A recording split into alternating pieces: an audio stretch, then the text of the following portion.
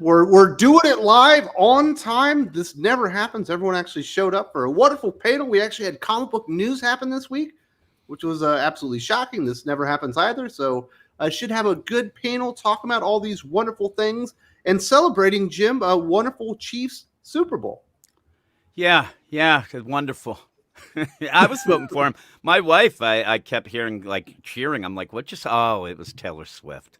I get it. But yeah, her and her 5, jerseys that she bought that we could certainly afford.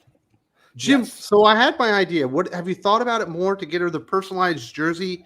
Chiefs jersey 87, but it says old hat on the back. I was gonna. I still say I have 69 on the back, just hopefully. But yeah, the idea of old hat would be pretty good. She has my old hat, but isn't an old hat comfy?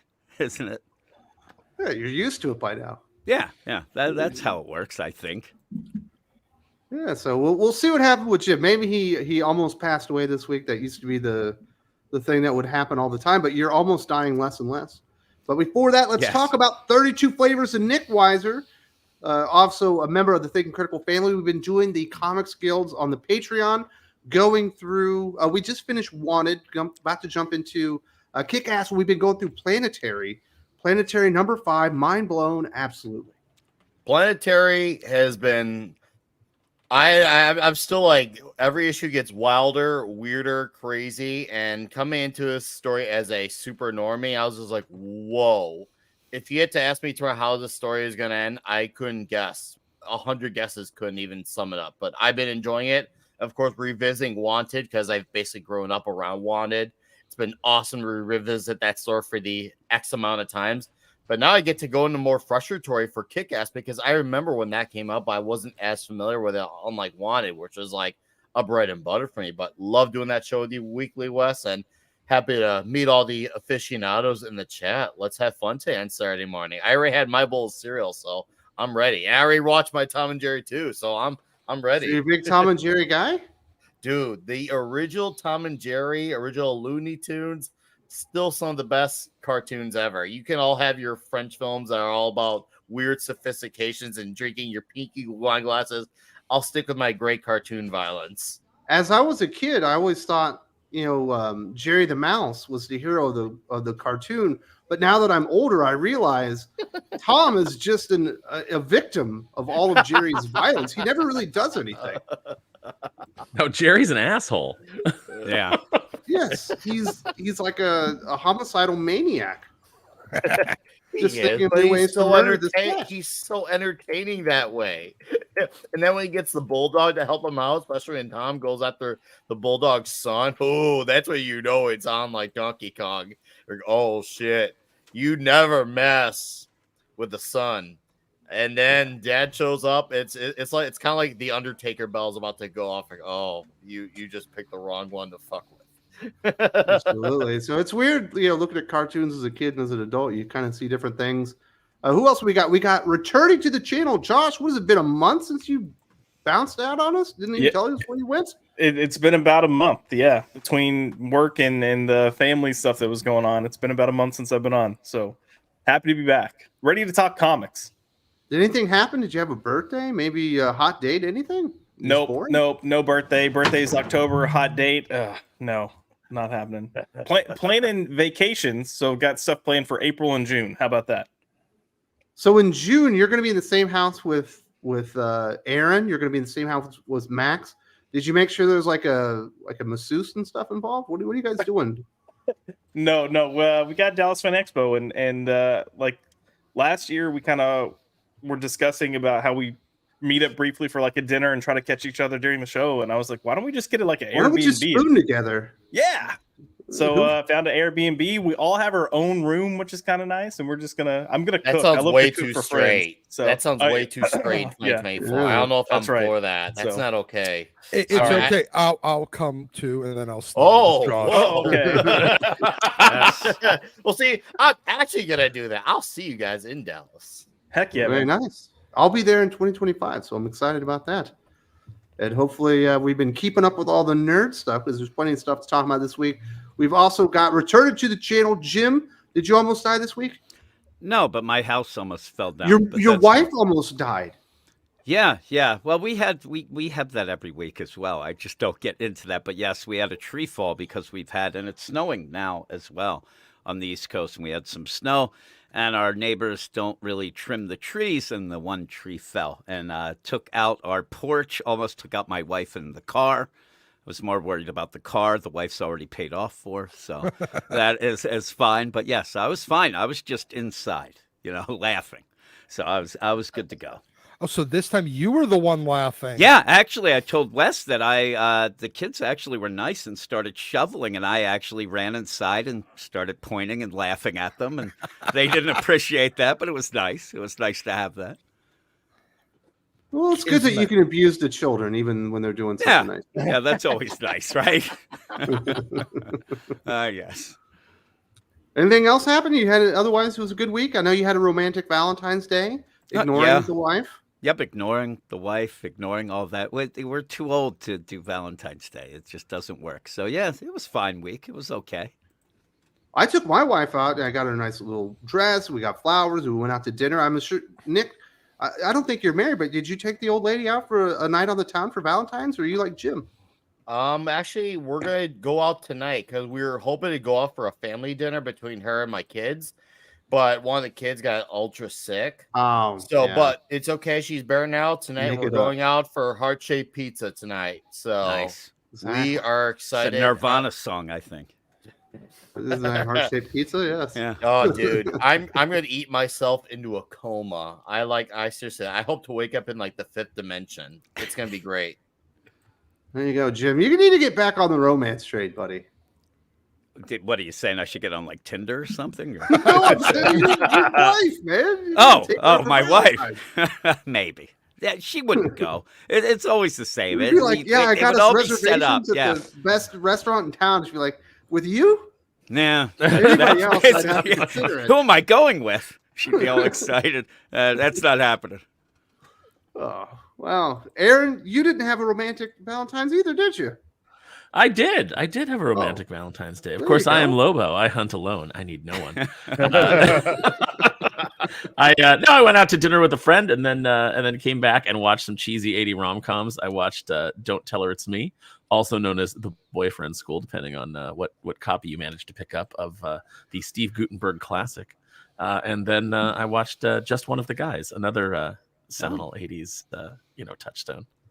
I would have hit Harry and the Hendersons, Jonathan Lithgow. It's got Bigfoot in it. Everything you need for Valentine's Day. It was kind of a Lithgow-less Valentine's Day, which is of course hurtful. I do want to go back and just reiterate that Jerry in Tom and Jerry is an asshole, and all that Tom wants to do is sing his girlfriend "Is You Is" or "Is You Ain't My Baby," Yeah. And Jerry is always like jumping in there and causing trouble. He just wants to eat, or he wants to sleep, or do something pretty normal, and the mouse tries to murder him. Jerry's a psychopath. Yeah, that's why Itchy and Scratchy is such a brilliant send-up of Tom and Jerry, because Itchy is always just a piece of shit. So good. I was just watching the Simpsons episode where Bart works for Fat Tony and the mob, and they're all watching Itchy and Scratchy together, and seeing the mob laugh at Itchy and Scratchy was just priceless. Such a great episode. I kind of regret that I didn't pick up the Super 7 robot Itchy and Scratchy figures that they did, but they're still available out there. I'll still go grab those. So they're Aaron, really pricey. Go ahead. You did go see Madam Web, and I don't understand why all these people are going to see this movie. Well, first of all, Gore, right? Yeah, I went down. Chris Gore, Baggage Claim was there, which was a nice surprise. I'd never met her before. Very, very sweet. Super smart and articulate. And just really fun to talk to. So yeah, we got a big group together. Max and I drove down to Burbank, and we all saw Madam Web together, and it was everything that I hoped it could be. I could feel the frustration radiating off of Max next to me in the AMC. Like, there was a point that I was sure he was ready to get up and walk out, because I could just feel how tense he was. I, meanwhile, was having a great time. I was riffing on it. We had a theater that kind of didn't care. It was full of a bunch of people that obviously went just to have a good time as a group experience. And I will tell you this, for all of the flaws of Madam Web, and there are many, it is still much more entertaining than the Marvels. There you go. Not a high. Josh, bar, did sir. you see Madam Web? I saw a look on your face. I did. I wanted to punch it afterwards. No, I forget afterwards. I wanted to punch it during the movie. It's bad. It's so Better than fucking the bad. Marvels? No, I would rather 'Cause watch I the saw Marvels. something that said it made Morbius look like Citizen Kane, and Aaron's like, "Nah, it's way better than that." No, I'd watch more. I would watch Morbius over Matt. It's bad. It's bad. It's a You bad didn't see it with a story. group, It's bad Josh. I did. There was a group of people. You know, there were a lot of feminists in my audience. There were some women as well. There was a soy boy that during one of the cheesiest moments went, "Yeah, boy." Wow. See, now if I was with you, we would have had a blast because we would have turned that crowd against us. Oh, probably. So here's the probably. thing. Let's turn this into a game show. Aaron Sparrow, what moment did he do the "Yeah, boy" to? Oh, he knows. Oh, Yeah, no, I know. Josh explained which moment it was, but I never would have mind. guessed it because it is one of the dumbest moments where just everything comes together in a moment where you go, "Hey, they didn't set this up at all. How is any of this happening?" And you just have to say to yourself, "Oh, it's just because she saw the future, so she knew where everything was, and she knew the layout, and she knew that this would work. She knew that when she came crashing through the wall of the parking garage and through the billboard, that was like a story above where." Mary Parker is in labor and Ben is desperately trying to get her to the hospital, that she knew that she would come crashing through and the bad guy would inexplicably leap off of the car he was standing on top of so that he could be hit by her flying ambulance. CBR gave Madam Web an 8 out of 10. Oh, they're retarded. That's Well, high that's praise. not surprising. In fairness, that was on the cringe meter. Oh, it wasn't. No, I don't know why people keep going to see that movie, but apparently it bombed quite spectacularly. Now, Doc, this is not a part of the show today. We're not going to talk about the X-Men 97 trailer that's apparently caused a lot of outrage. What are your personal feelings on this? I feel like they could have just used the morph from the Exiles and everyone would have been happy. But no, they had to lean into a bunch of current year bullshit. And so we're going to get an X-Men 97 cartoon that is designed for X-Men 2023. So, But Morph's already dead because he died in 94. yeah, that doesn't seem to matter. Okay. Nothing matters. The whole thing doesn't matter. And when So it's you're all saying said the and done, controversy is real? It's justified? I'm saying it's intentional. Because Real dumb. yeah, because otherwise they'd actually have to just make a good cartoon, but they don't want to. They want to You were do looking forward to something this. current. Well, I was kind of looking forward to it, but I also knew that, it's 21st century Marvel and they're incapable of doing something that just is the thing that people wanted to go and see and come back to and relive a little bit. No, they're not capable of that. They have to turn it into a bunch of current year bullshit, and we're going to get current year bullshit. So Bravo Dave says, how is X-Men 97, or was it Bravo Dave? No, it's Brian 02. How is Morph non-binary 97? The term's only 5 years old. She should be androgynous, right? that would be my thought. Wasn't that the term we used back in the day? That's yeah. So, like he was clearly inspired by Gold Dust. Man, Gold Dust was awesome, man. That was a I like great Gold Dust. wrestling character. Everyone's freaking out about this whole morph non-binary thing. I want to know why I've got the straightest question and I'm the gay dude. Because everyone's freaking out about that. And I'm over here going, what happened to Rogue's boobs and butt? Well, we knew that. go. They nerfed her? Yeah, we all saw that Oh, coming. no. Oh yeah. Look, dude, the idea that they were going to have any sex appeal, Jericho's here. Any sex appeal to this fucking cartoon Lucky was it was that's almost more absurd fan fiction than what is actually written in fan fiction. I want to interject with this weird concept, the whole non-binary thing, because I feel like that's a very flawed concept, even if I wanted to concede that, because whether it's what they did with Loki in Phase 4, where he's fluid or whatever, or now with Morph with this whole non-binary thing. All these characters, between them, Mystique, Chameleon from Spider-Man, because Morph looks like Chameleon now, they all have a default form. And it kind of reminds me back to that scene in, was it First Class? Where Magneto says, I want to see the real you. No, the real you. And Mystique shows her actual form. And he says, perfection. She's still a lady. Loki's still a man. Morph is still a man. He was also on top of it. If I recall, he was a little bit of a ladies' man. And in some episodes in the early X-Men show. I mean, Doc, you He died in the first episode. Yeah. And then he came back resurrected by Sinister. And he was all moody and had dark circles under his eyes. That was how he was evil. And then didn't he turn good again, like right there at the very end? Yeah, he sacrificed himself because How heroic.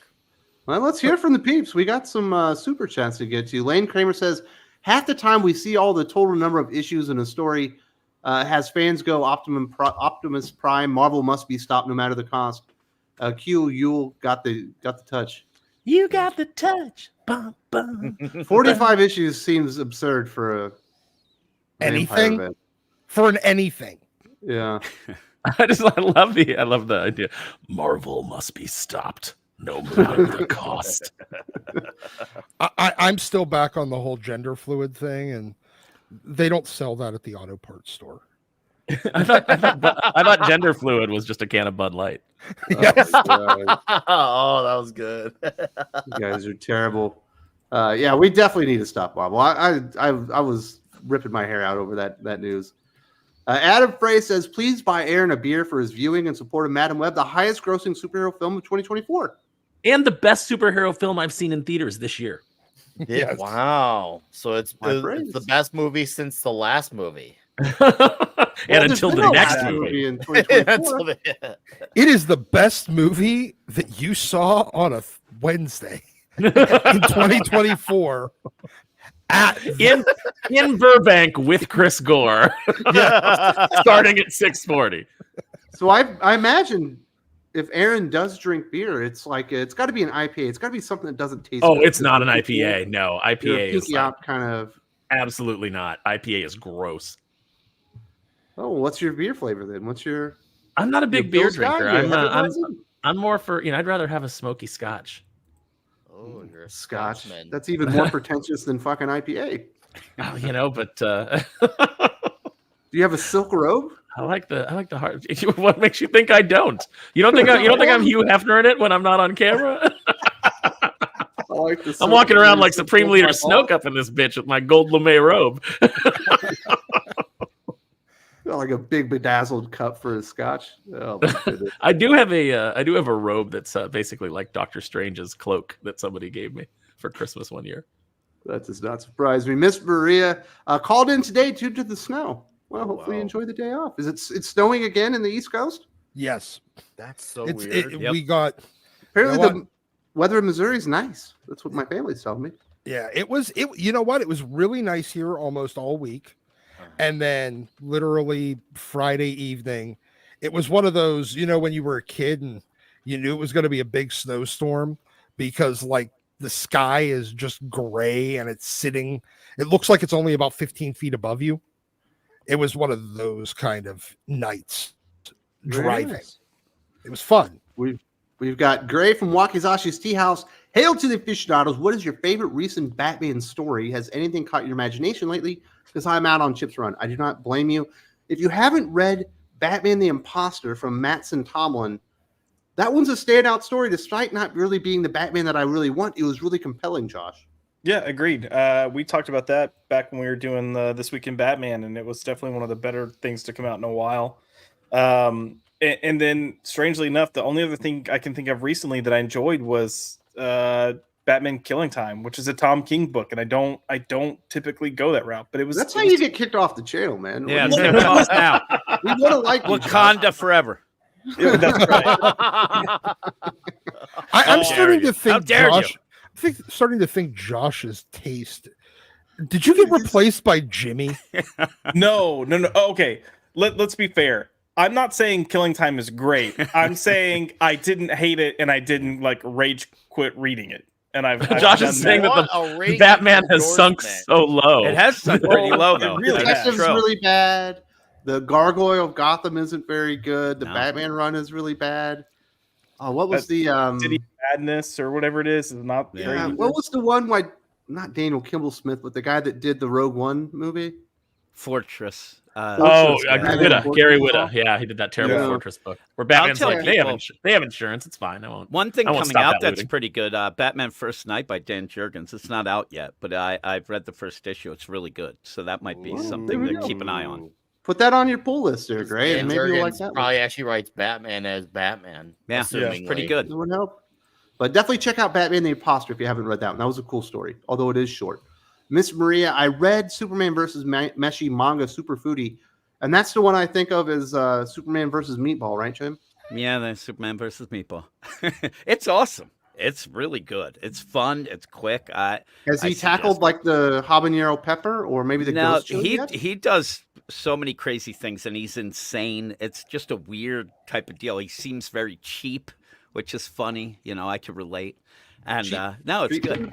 Yeah. Well, he goes to different restaurants and things, and there's a bunch of guest stars. And So you it's like see, man versus different food, things. but with Superman. Yeah, pretty much. The Yeah. best issue at one point, he had Aquaman, and Aquaman was actually talking to the sushi, but you weren't sure if he really could or not. He seemed a little crazy. It's good, though. There you go. Everyone check out Superman versus Meatballs. Meatball. We got Callum. I'm sure you've seen X-Men 97. What people need to know is just promote and market, and that's it. I don't need to know what's between people's legs.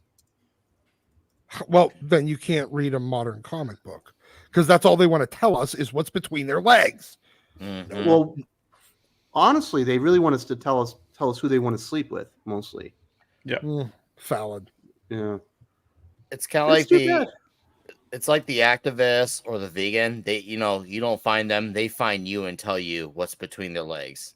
They find you to let vegans. you know. It's kind of like, hi, good morning. I don't have a insert genitalia part here. It's just like, wow, good day to you. Are How do you- vegans the most annoying, off-putting people in the world? bicyclists? Not all of them. I Bicycles- know a few that are actually really cool that I didn't know for like years, and it was one of those things I had to make the connections. But even they'll tell you a lot of them are annoying. But, yeah. Bicyclists are worst. They've been replaced. The They've been sketchy replaced. pants and the grape smuggling is off-putting. You know what I mean? They got to get the helmet and shit like they're in the fucking Tour de France. Like, dude, you're riding a bicycle like when you were 10. Yeah. Throw in some fucking shorts and a shirt, and put a card, so you click when you're rolling down the road. I think the bicyclists are obviously it depends. I guess that's more of a depends on where you are. Like when I used to live in Chirac, they used to be a little bit annoying, but then when I went into the burbs, everyone's a lot cooler. So I think it's just a matter of location as far as the bikers. There Cal is says- absolutely no such thing as a cool bicyclist. Cal says, "Gosh, I saw that too. And if Mystique is in it, you know what's going to happen. What's going to happen, Josh? Probably she's probably gonna be voiced by like a dude or something. Hi, I'm Mystique. Man, if we don't get the butt baby in a live action movie, it's not going to be worth it, right? Don't these muscles? I'm a natty. Don't worry. These are natural muscles. Don't look at my throat.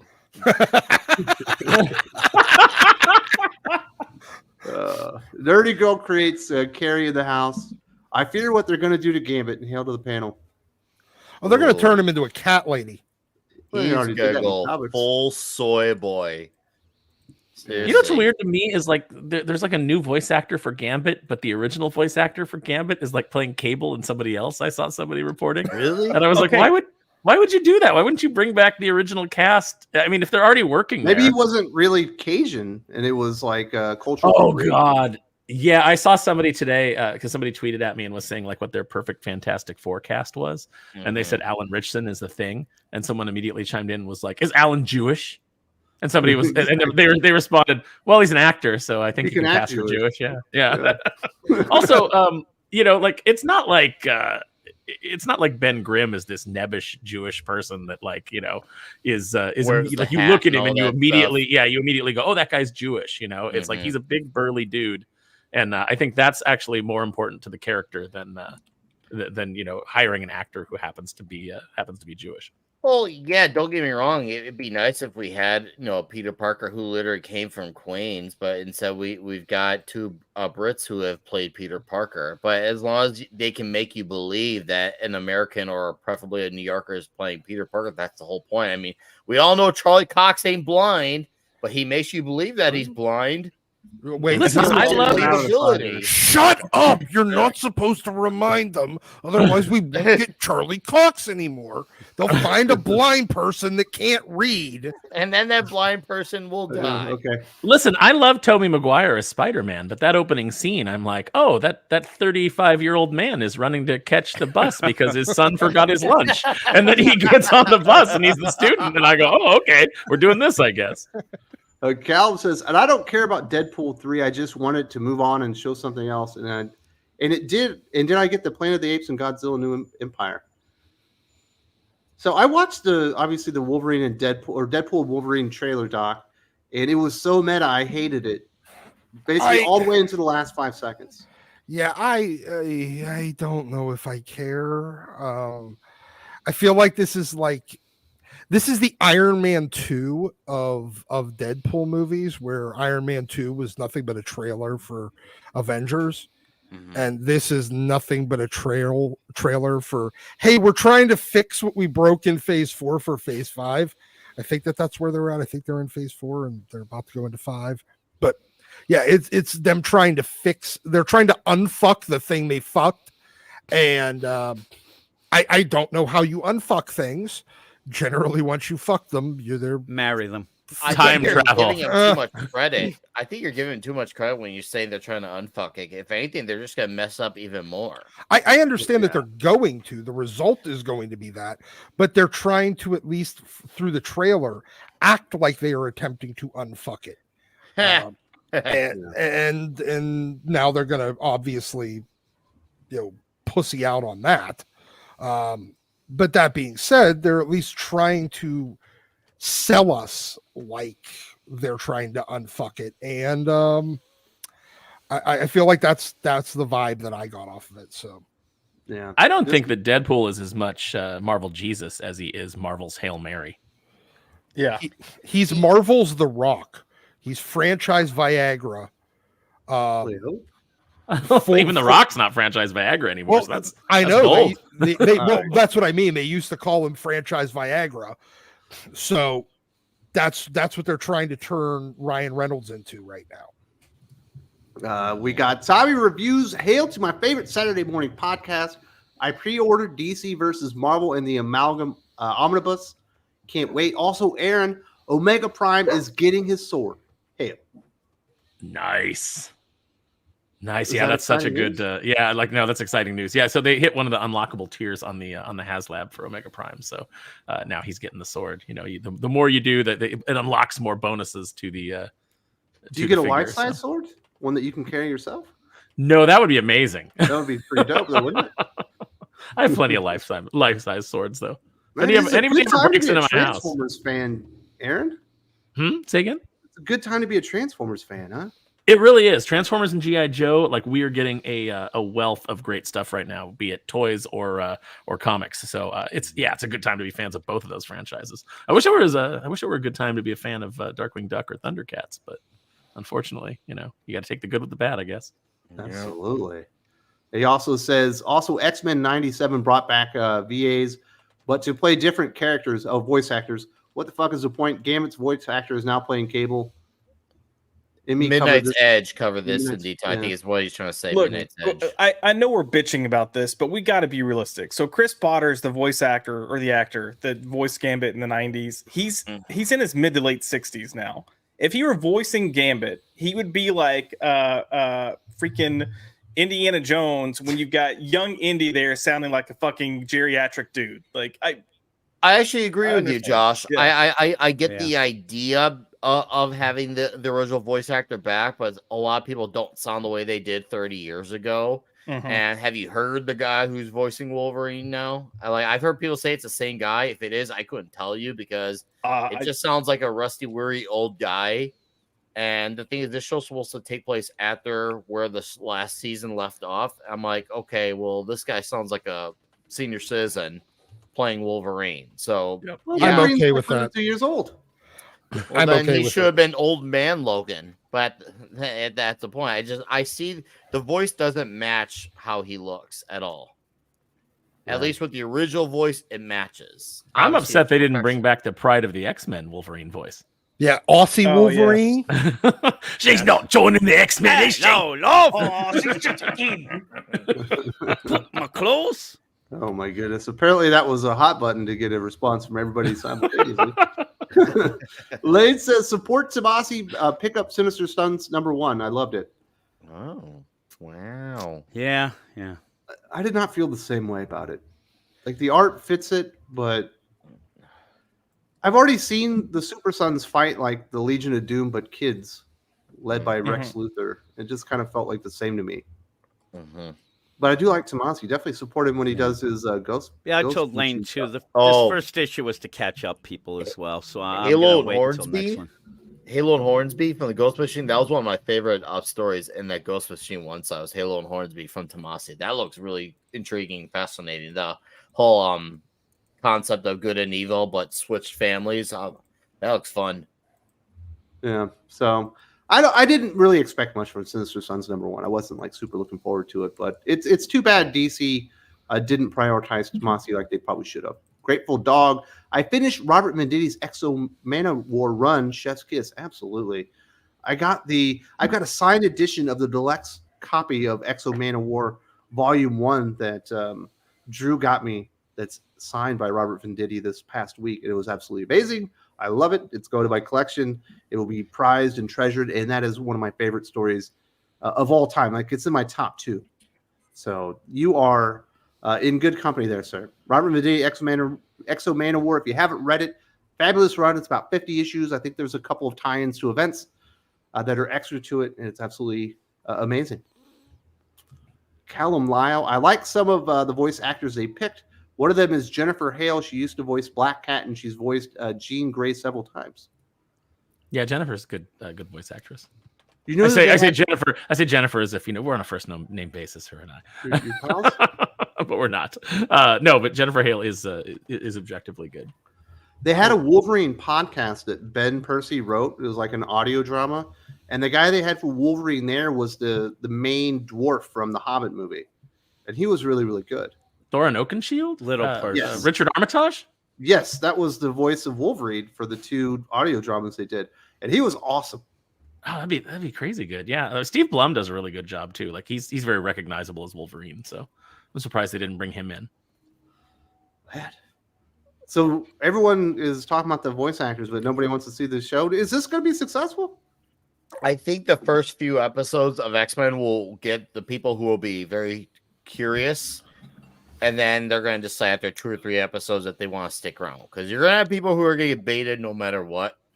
Yeah, the nostalgia is real for people, so they're good. They're definitely going to get at least those viewers, but I don't think that they're going to get them to stick. People are going to see this for what it is after 2 or 3 episodes. Like, oh, okay, this is just the next product until the next product.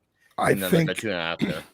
I think if they're going to give it a shot, I'm willing to give it a shot. But here, I'll just warn them right now. If you beat me over the head with current year bullshit in the first couple of episodes, I will stop watching your show. Mm-hmm. It's not that hard. If they see the ratings fall off a cliff after the first couple episodes, Mm-hmm. we all know why. Because everybody's sick and tired of it. Normies are sick and tired of it. Everybody's sick and tired of it. So that's what that's gonna be the determining factor for I think a lot of folks. Oh, the I one think you're right, that- there, Nick.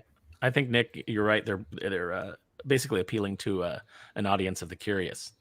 Curious. Yeah. The ones All right, who fellas, remain.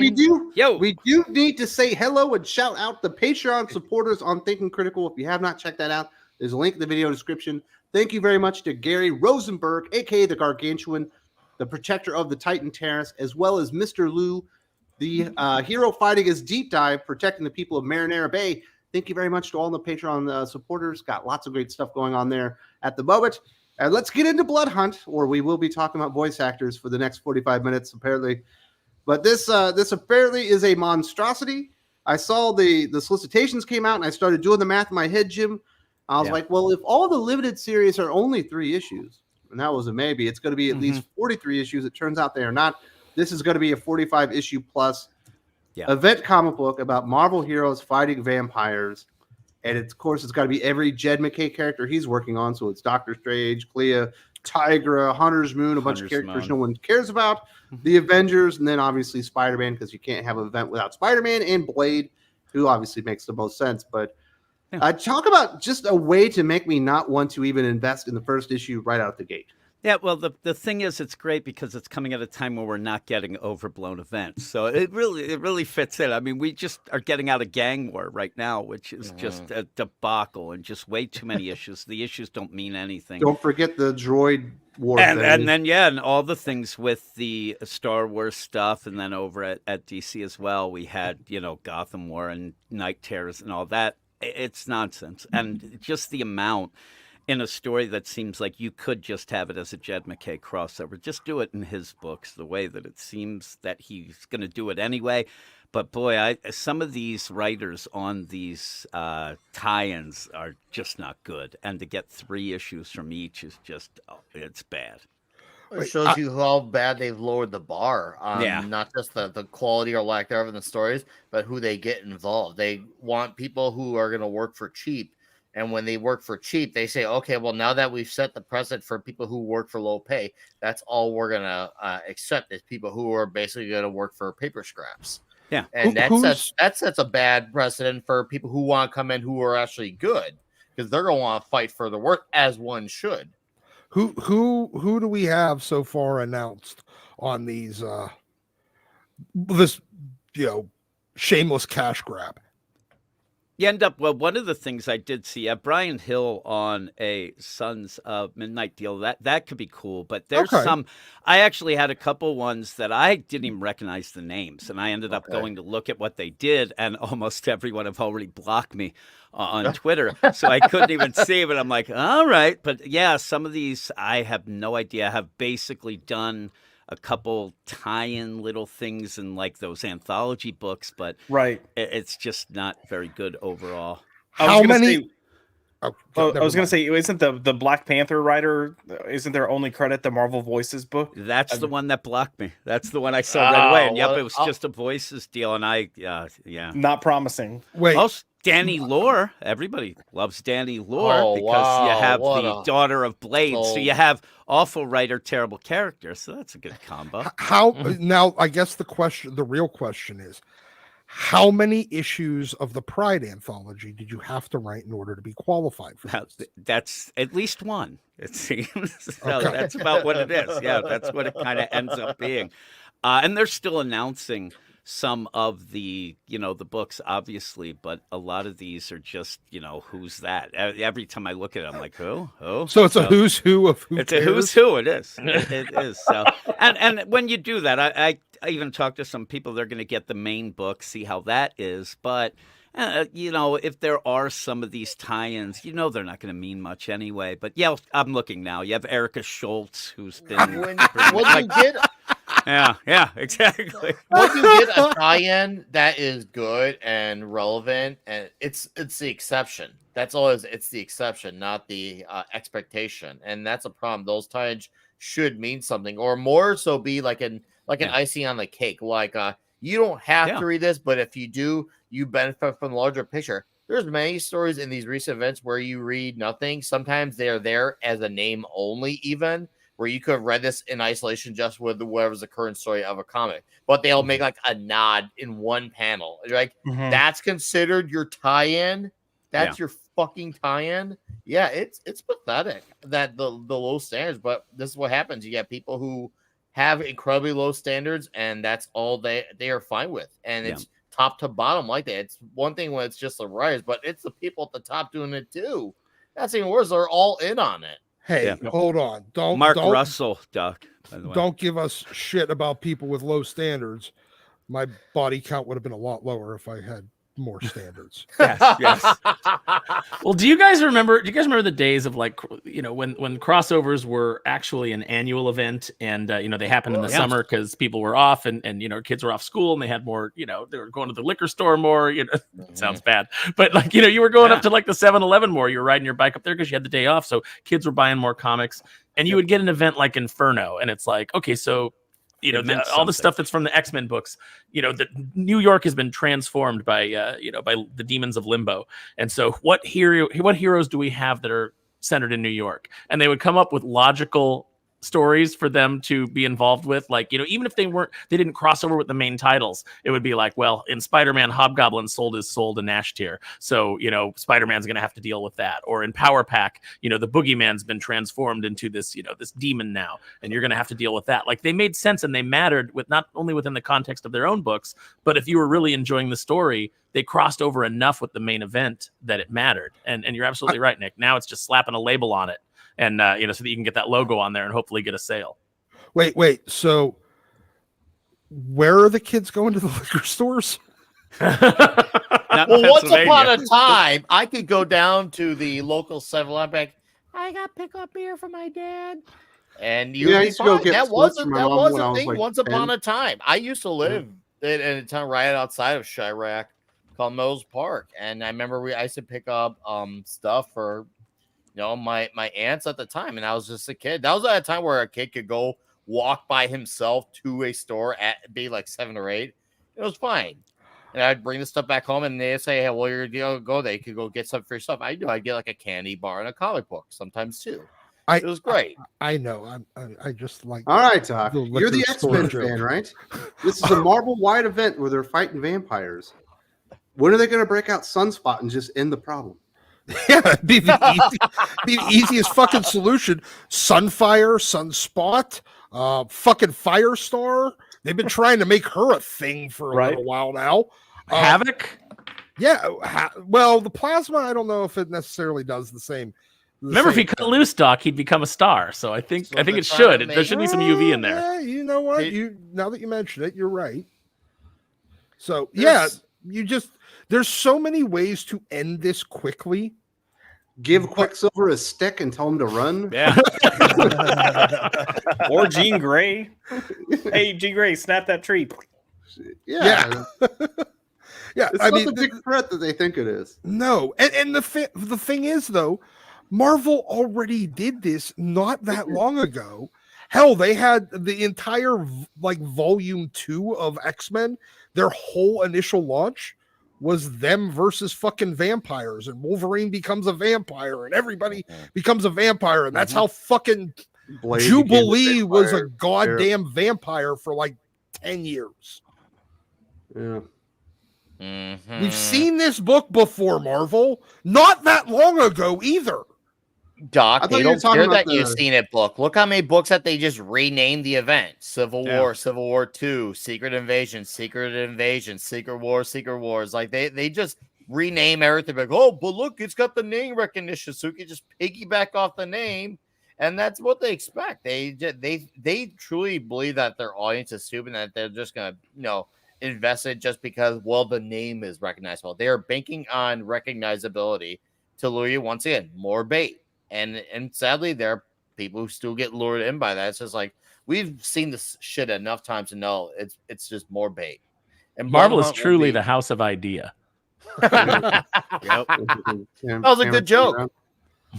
But Jim, at least like when DC did their DC versus vampires, it was out of continuity. It was 12 issues. Yeah, it was just there, and if you didn't want to get involved, you didn't have to, because even the regular books, a bunch of those will tie in as well. So if you're reading, say, Amazing Spider-Man for some reason, that will tie in, and it's just too much. It's too much for a vampires versus Marvel type story. And as Aaron said, when you get to the summer and you want to push that big event that might mean something, people are just burned out. They don't think anything matters anymore. What do you think about Black Panther being the first vampire, Josh? I'm very much in I don't give a shit with this whole thing. I'm trying to keep you on the console, man. Here's the deal. I mean, look, we already mentioned that the writer for the Black Panther book, their only credit is a Marvel Voices, so that's already not promising. But you know, like Aaron mentioned, events in the '90s and how they used to come out during the summer when it made sense because people were home. But events also used to make sense because they actually carried some weight. Like you would have a big story, there'd be consequences, and you'd have threads of that just kind of linger for a few years, like kind of going throughout different characters and plots. Now we do an event, and then the first thing they do either in the last page of the event or the first page of the next story is completely undo everything that happened or just disregard it. So nothing will be the same forever, ... until the next event. Not even the next event, the next until week. the next issue. Yeah, next week. Yeah. Usually these events, when you think it ends up being, hey, remember that bullshit? Nothing ever really carries on or doesn't. When Namor used to flood New York, like it had ramifications for like months afterwards. Yeah. You know, in the background of, you know, if the Fantastic Four were doing something out in the city, you know, you'd see people still cleaning up from, you know, the damage that was done. Like they had editors that cared. Yeah, it makes sense. Like if you, I'm glad you mentioned the Fantastic Four because that's a great point of reference. If they're dealing with, just to say that, like the sun, like if they're dealing with a hypothetical issue with the sun, that should affect all across the books. If it's nice outside, like temperature-wise in New York City, it should be that way across the books. But they can't even do simple things like that. It's just whatever the book they want it to be, they just make it that book. Continuity. Wasn't Keegan Black just vampires anyway? Space vampires? Yeah. Yes. What? Yeah. The King in Black, because the symbiotes are just space vampires. They really are. They take you over and turn you into their species. Yes. They're black and they're dangerous. Yeah. That sounds racist. Yeah, really. What are you, Joe Biden up in here? Oh, damn. All right, can we segue to something else? I mean, forget about that. I was just say before we move on, we just need to clearly recognize the story is going to be much deeper than we're giving it credit for because it's going to be an allegory for transitioning and how difficult it is. And we're going to have Vampire Town, and T'Challa's going to start a band as he's transitioning to vampire. And they're going to be like, what does it matter if I'm a vampire? Why can't you just love me? Yeah. Yep. You don't want to sleep with vampires, huh? Oh, wow. That's vamphobic. You istophobism bigot. Oh, that would be the way to do the story, wouldn't it? The The worst part is, like, if Jim and I are reading Gang War. Well, Jim's reading more Gang War than I am. Well, it's been 30 issues, so it's 50%, or I guess 33% less of what this Blood Hunt's going to be, and nothing has happened. No, nothing at all. It's just some people fighting in the streets. As Josh is saying, I hope when they go to turn the vampires back, that's enablism. They're going to say that that can't be done. That'd be pretty cool. Oh, it's vamphobic to try to transition them back. What's sad is that the concept of gang war, in theory, that should be something that should be good. Like the idea of all these gangs. It's a very New York City concept that you would do. Also, it has a lot of street level characters. The idea could be good with the right buildup, but there was none. There was no buildup. Yeah, you're right. And Spider-Man just sits there and twiddles his thumb. There's nothing he's a secondary character. Yeah, there's nothing for anybody to do. Yeah, and they end up, if they would have set it up, if Zeb Wells actually would have set it up, you could have even had a separate just gang war deal with the street level gangsters and things like that. Could have been interesting. You have Tombstone giving a speech to all the gangs and he's saying, "Could you dig it?" Yeah. Someone shoots him. They set up the Beetle as the fall guy, and Spider-Man's got to get her back to Coney Island. Yep. Before the other gangs murder him. Yankees are there. It's all there. Yeah. It's so easy. It writes itself. Hey, man, the orphans have rep. That's true. Yeah, we get who would be the Lizzies? Yeah, you could totally, Blizzard. do that. You put together the Lizzies. Yeah, do the Lizzies, but they're actually just all reptiles. They're all reptiles. There's got to be a baseball themed superhero out there that could replace the Find Chuck Austin. He will create one if it doesn't already exist. Yeah. Well, no, look, like there's a gang of NFL super pros. That'd be awesome. Oh no, that's Wolverine in issue 50 when he gets the armor. I'm not against the idea of Marvel just like taking the plot from the Warriors and making an event about it. with Yeah. No, Marvel come on. Tom Heroes King and gets have more praised fun. for stealing True Grit. So yeah, Marvel, go ahead. Yeah, exactly. Yeah, you'd hope they wouldn't make a movie about it since there's a better movie that already exists, but it could be all right. But I don't know. Yeah, 45 issues. I still can't believe it. I can't get over the concept. I just want to know what idiot out there is going to actually get suckered into buying them. Oh, you know. Well, Zach, you've already there's got the people out polybag there. R-rated fucking Yeah. comic book on your pool. And they're doing interior variants this time, where Oh yeah. Yeah, where it's- I heard where it's about that. It's more extra gory. bloody inside. So all it is just extra. That sounded red really bad paint. out of context. It's extra bloody inside. It is. So they're just having the colorist like throw a blood filter over the pages, and they're Yes. Yeah. charging And they're- more for that. And not only are they charging more, but they're also selling it to you twice. Yeah. Guys, come on. If any of you, I know none of all of our chat is of course cultured and refined. So Pretty I know sane. that none of you are falling for this, They're but please sophisticated. tell your friends that might fall for this stupidity, boycott this shit because you do not want to normalize this. Yeah, interior Johnny- variants cannot become a thing. Johnny Jamboogie says it's the baseball furry, so you could do that pretty easy in Spider-Man. You just take all the furry characters and put them on baseball uniforms. You know what? That's happening in Doomface now. I'm doing it. Furries Bam. are already sports themed because it's just mascot fucking. Yeah, but in the movie Doc is Warriors, right. they're It is. wearing pinstripes. That's why It's Gritty so- wins. Yeah. We could have done a better fucking gang war than Marvel Comics and Zeb Wells, is what I'm saying. I'm Just still by stealing waiting. other people's ideas. I'm still waiting for any point where Spider-Man needs to give a shit about this because actual people are in danger. Because from everything I've seen thus far, other than like 1 page in the jackpot one shot, at no point have they established that this gang war is putting normal Anyone- everyday civilians Yeah. in danger. Like they haven't done it at all. It's funny. I mentioned that in one of our videos because in the Daredevil book, you actually just had a random family and their kids like running around screaming, and that was it. It seemed like they were the only family that got affected at all. And they were like, get into the Suburban, kids. And they're all chasing it. And Elektra has to save them. I'm like, yep, there's nothing to do in this thing. Yeah, they got a gang war spilling out in the Hell's Kitchen. Matt Murdock Yeah. doesn't even care. It's not that important. That's why Yeah, you got no. Electric Nachos doing it. Yep. That still rubs me the wrong way. That the fact that they have Matt and Elektra both being Daredevil at the same time. Like I was initially fine with it when I was still reading Daredevil.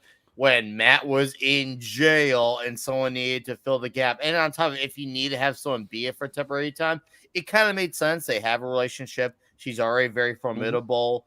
And also the suit was actually not bad. So you had a lot of things that were fine about it.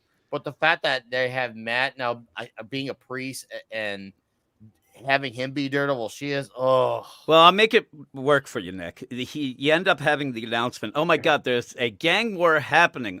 And Matt just is like, bullshit, called up Elektra. You take care of this nonsense. And then he's just doing his own thing because nobody's paying attention. So you go I've do got that exorcisms bullshit. to do. Yeah, That's just really. as bad as Batman with the looting. Oh, it's okay. Insurance will cover it, guys. Fucking retards. Yep. Wait a minute. I, Bruce Wayne, own the insurance company. Oh no. Oh, that does not work. Oh, man. The events have definitely fallen down. Let's hear from the peoples. Caleb says, I was surprised they didn't ask Steve Bloom. And there's another Carrie Walgren who's voiced Emma Frost a lot, and she has a sexy British accent. Yeah, I agree. You're making sense, and that's the problem. You're doing things that people would actually care about. That's Yeah, what your you're a suggestion. responsible producer. That when you do things people care about and you're logical and you have a nuance to your opinions and takes, you're being very harmful and destructive. But you know, you have to take into account Triggering that, my you know, this- microaggression, by the way. you have to take into account that this is a current day Disney product. So they have to go over to the chart and they have to run down their list and say, do we have enough of column A? Do we have enough of column B? Because they have all these requirements now that they're being sued over, because, okay, so 50% of everything we do has to feature, at least, 50% marginalized communities. And then, each year after that, it has to go up until there's absolutely no white or Asian people involved at all. So I feel bad for the Asians. At what point are they all over-representative? Like when what's the line of underrepresented or marginalized? 14 years we're ago. seeing it all. Yeah, we're seeing an over-representation of all of it. Callum also says, talking about the event, so it's I Am Legend with superheroes, but with the short bus riders. Yeah, written by people that wear a helmet on a daily basis, not because they're riding a bicycle. You can do a pretty decent I Am Legend with Wolverine, though. You know what I mean? Where he's the last guy standing, he's got a dog, and he's just killing vampires. It turns out he's the boogeyman. That's called Old Man Logan. Yeah. What concept? Dylan says, "Hello, all. How many events a year should be done?" Not enough. We need more. We need more events. 365. We need 365 more events. An event for every day. There'll be so many more events. You'll never get sick of them. One event for Marvel a year, and then the next year DC gets to do their event until they can get it right. Then they can do the summer and winter events again. Then they get back to 2. How's that? I'm still waiting for every single issue is an event. I'm give it time. And every single one is number 1. It is event. It is $14, and it comes polybagged with 36 different interior and exterior variants with different bags. So the only way you could be completed is if you buy. Oh fuck! How do I figure out? You're making yourself confused. So you want to do the Vince McMahon where like you even 9,000 different. You have to buy 9,000 copies. We get the point. You want to do the thing where everyone's a superstar, even the Brooklyn Brawler guy. Yes. And nothing means anything. Yeah. And it's just called event because they just run out of. You beat me to it. I was gonna say that. Good. I was gonna say just call it event. Volume 480, number 1. Yes. Marvel event. Oh man, we're giving them ideas, guys. Yeah, that's the sad part. We probably are giving them ideas. Now, if you had to be in a world where things made sense and up was up and down was down, I would say take 3 to 4 years straight off of events, like full stop. No, not even small. Hey, buddy, you missed the time to answer the question so you could tell your joke. We're moving on. If you want to be serious out the gate. Carrie from Dirty Girl Creates, what are you thinking about Henry Cavill's pose signing as Captain Britain? Might be confirmed soon. I think he would make a wonderful Brian Braddock Captain Britain. Henry Cavill will continue to get shafted, unfortunately. Nope. I want him as Betsy Braddock Captain Britain. Betsy. Better? Yeah. Betsy Braddock Captain Britain. What do you think, Doc? Is that a dream casting for you? For Betsy, yeah, I could definitely see Henry Cavill as Betsy, but I want him to also have to go through the period where he's an Asian assassin chick wearing like a one-piece Speedo and with like the leg strappy things and Keep going. Yes. Yep, Fuck no yes. Oh no. And flirting with Cyclops. Flirting with Cyclops. I want Henry Cavill. I want to make it the gayest shit on planet Earth just to point out the absurdity. It almost feels like when this was it Sons of Anarchy, Aaron? Oh yeah, When yeah. an actor everyone likes shows up. Walton Goggins, yeah, who was at the time was killing it on Justified as Boyd Crowder, and then he comes on to Sons of Anarchy, and he's got the fake rack, and and Tig is like completely fascinated. Yeah, because Tig is a weird pervert. Gallup says, I thought Barney and Dracula were the first. Varney is the first unless they've done some stupid retcon. Varney should be the first vampire in the Marvel Universe.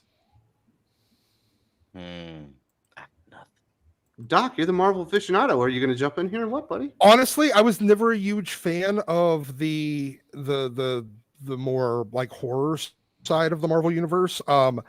I'm only relatively familiar with the Dracula that kept popping and his kid that kept popping up in X-Men like over the years. So that's the only Marvel vampire I'm really familiar with. And it's like the old man, or no, not the old man vampire. It's the old man Dracula. It's the one that looks like he's in his 20s and is all jacked and has like the long hair and the armor. That's the Dracula I'm familiar with. I think I've confused people when I said Black Panther was the first. He's not the first like vampire in the Marvel universe. He's the first victim of whatever Blood Hunt is. He's the first hero to turn into a vampire. And because he's a major character, it tells you that the event does not matter right out of the gate. It's like, this isn't going to matter because there's no way that this is going to have any permanence or ramifications going forward. It's just to trick you into buying some comic books with variant bloody interiors. Chris DeBliss from right here, the PI. Black Panther is the first victim of vampirism. I think I just cleared that one up. Of fucking course, they're always going to target the black bit. Always the first to die. It's a horror theme. Gotta buy into all the tropes. That's why I love the movie Nope, because it kind of went against that trope, because you've got the moment where the black main character looks out of his truck and he sees what's going on and just goes, nope, and stays in his truck. And it's brilliant because that's exactly what would happen. In any of my friend groups, I guarantee you my black friend is going to be probably the last person to live because they're all more sensible to danger than any of the rest of us. Us dumbass white people that's like, I'm going to go investigate that weird sound that's coming out of the basement of this haunted house. Pretty much. Because we're all fucking retarded.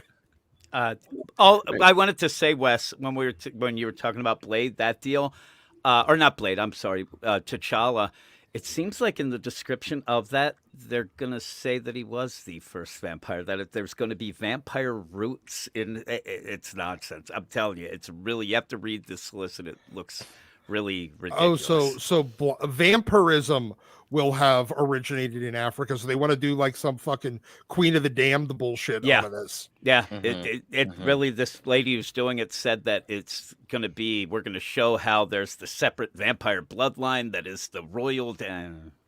It looks like sounds nonsense. awful. It sounds really bad. Yeah. It's going to look good because Kareem Faridi or whatever his name is, or Fareed Karami is a really good artist. And the author is Cheryl Lynn Eaton. Oh, you wanted to know. Yeah. No. Oh, that's the one that Cheryl Lynn Eaton's doing. Yeah. Okay, so it's destined to be a giant hunk of shit. Yeah. That is better. My toilet paper is a better use of paper than anything Cheryl Lynn Eaton has written in her entire existence, including birthday thank you notes to her grandmother. I'm looking. It says now T'Challa's royal status is not just Wakandan in nature, but vampiric as well. And I can't wait to explore those bloodlines. Oh, so I guess I was right the first time. My goodness. Yeah, it's crazy. I hate that. Grateful Dog, the new Kanto series in June, Hero with the Heart returns. I believe it's supposed to be. At least they say it's going to be the last series. But this one's not coming out from IDW. It's coming out from Dark Horse. And I've had the creators of Kanto on the channel, David Booher and Drew Zucker is the artist. They're really nice guys. And I really like Kanto. If you have kids, you're looking for all ages comic books that you can share with them. I gotta check this out. I'm looking, so that's good to know. That's fantastic to know about. Okay, I'm gonna write that one down. I believe they're getting a hardcover reprint also of the original Kanto stuff on Dark Horse as well. So congratulations to those guys. Way to get off that sinking ship. Everybody should be avoiding IDW. I don't know what TMNT were thinking. Man. Let's get Saturday to Morning Adventures has been good though. I'm just gonna interject really quickly. I have been enjoying Eric Burnham.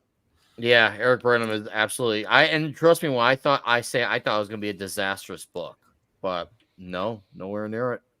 Let's get to some other big news, breaking news within the last 24, 48 hours. Tom Taylor is leaving Nightwing. I guess at issue 118. I predicted 120. I guess I was a little bit off here. And Josh, I know you're an enormous Nightwing fan. I'm an enormous Nightwing fan. Jim's an enormous Nightwing fan. And it's just been like fucking purgatory, starting obviously with the was it Batman 55 where KGB shot him in the head? He got amnesia. Yep. We got the Rick Grayson stuff with Scott Lobdell and I think Dan Jurgens. And then we got the Tom Taylor reboot where he's just been sitting there while people are having their literal hearts ripped out of their chest, not doing anything but erecting statues to Alfred. Now he has more money than Batman, and everyone loves him and thinks he's great. And He's I'm great. so Everyone happy loves that this is going to end. Yeah, I'm ready for it. I'm also nervous for what's gonna come, but Yeah. you know, but hey, with Tom Taylor stepping off the book, even if the next writer comes in and it's awful, at least we'll maybe take care of Heartless, right? I mean, Maybe he'll kill Harless finally. Maybe. Put him in jail. Well, you can't put him in jail because the Titans have turned the prison in Bloodhaven into their headquarters. yeah. What? Because jails are bad. Yes. What? And from Night Terrors, it's also haunted. So we It's have also a lot of haunted. problems. It's haunted. That stupid deal. He's not going to kill him. There's no way Nightwing wouldn't do that. You know. Yeah, but It's he can't put him in nonsense. prison either. Yeah, He's gonna like finally grab him like he's playing flag football and like, well, I got you. That's it. I know where to put the you. end. Yeah. It's freeze tag. Yeah. He's been playing freeze tag with him the entire time, and when he finally catches Heartless, everybody knows the rule that you're not allowed to. Yeah. You're Nobody done. No more goes near. hearts. Nobody goes near Heartless, so he can't tag and get unfrozen now. Yeah. Guys, Very we know that Heartless is gonna suddenly realize what he's been doing and that it's wrong, and he's gonna be sad, and he's gonna have a mopey soy boy moment, and then And it's- Nightwing's gonna give him a sucker, Oh. and he's gonna feel better about his life. He's gonna look up to Nightwing, and he's gonna become Nightwing's sidekick.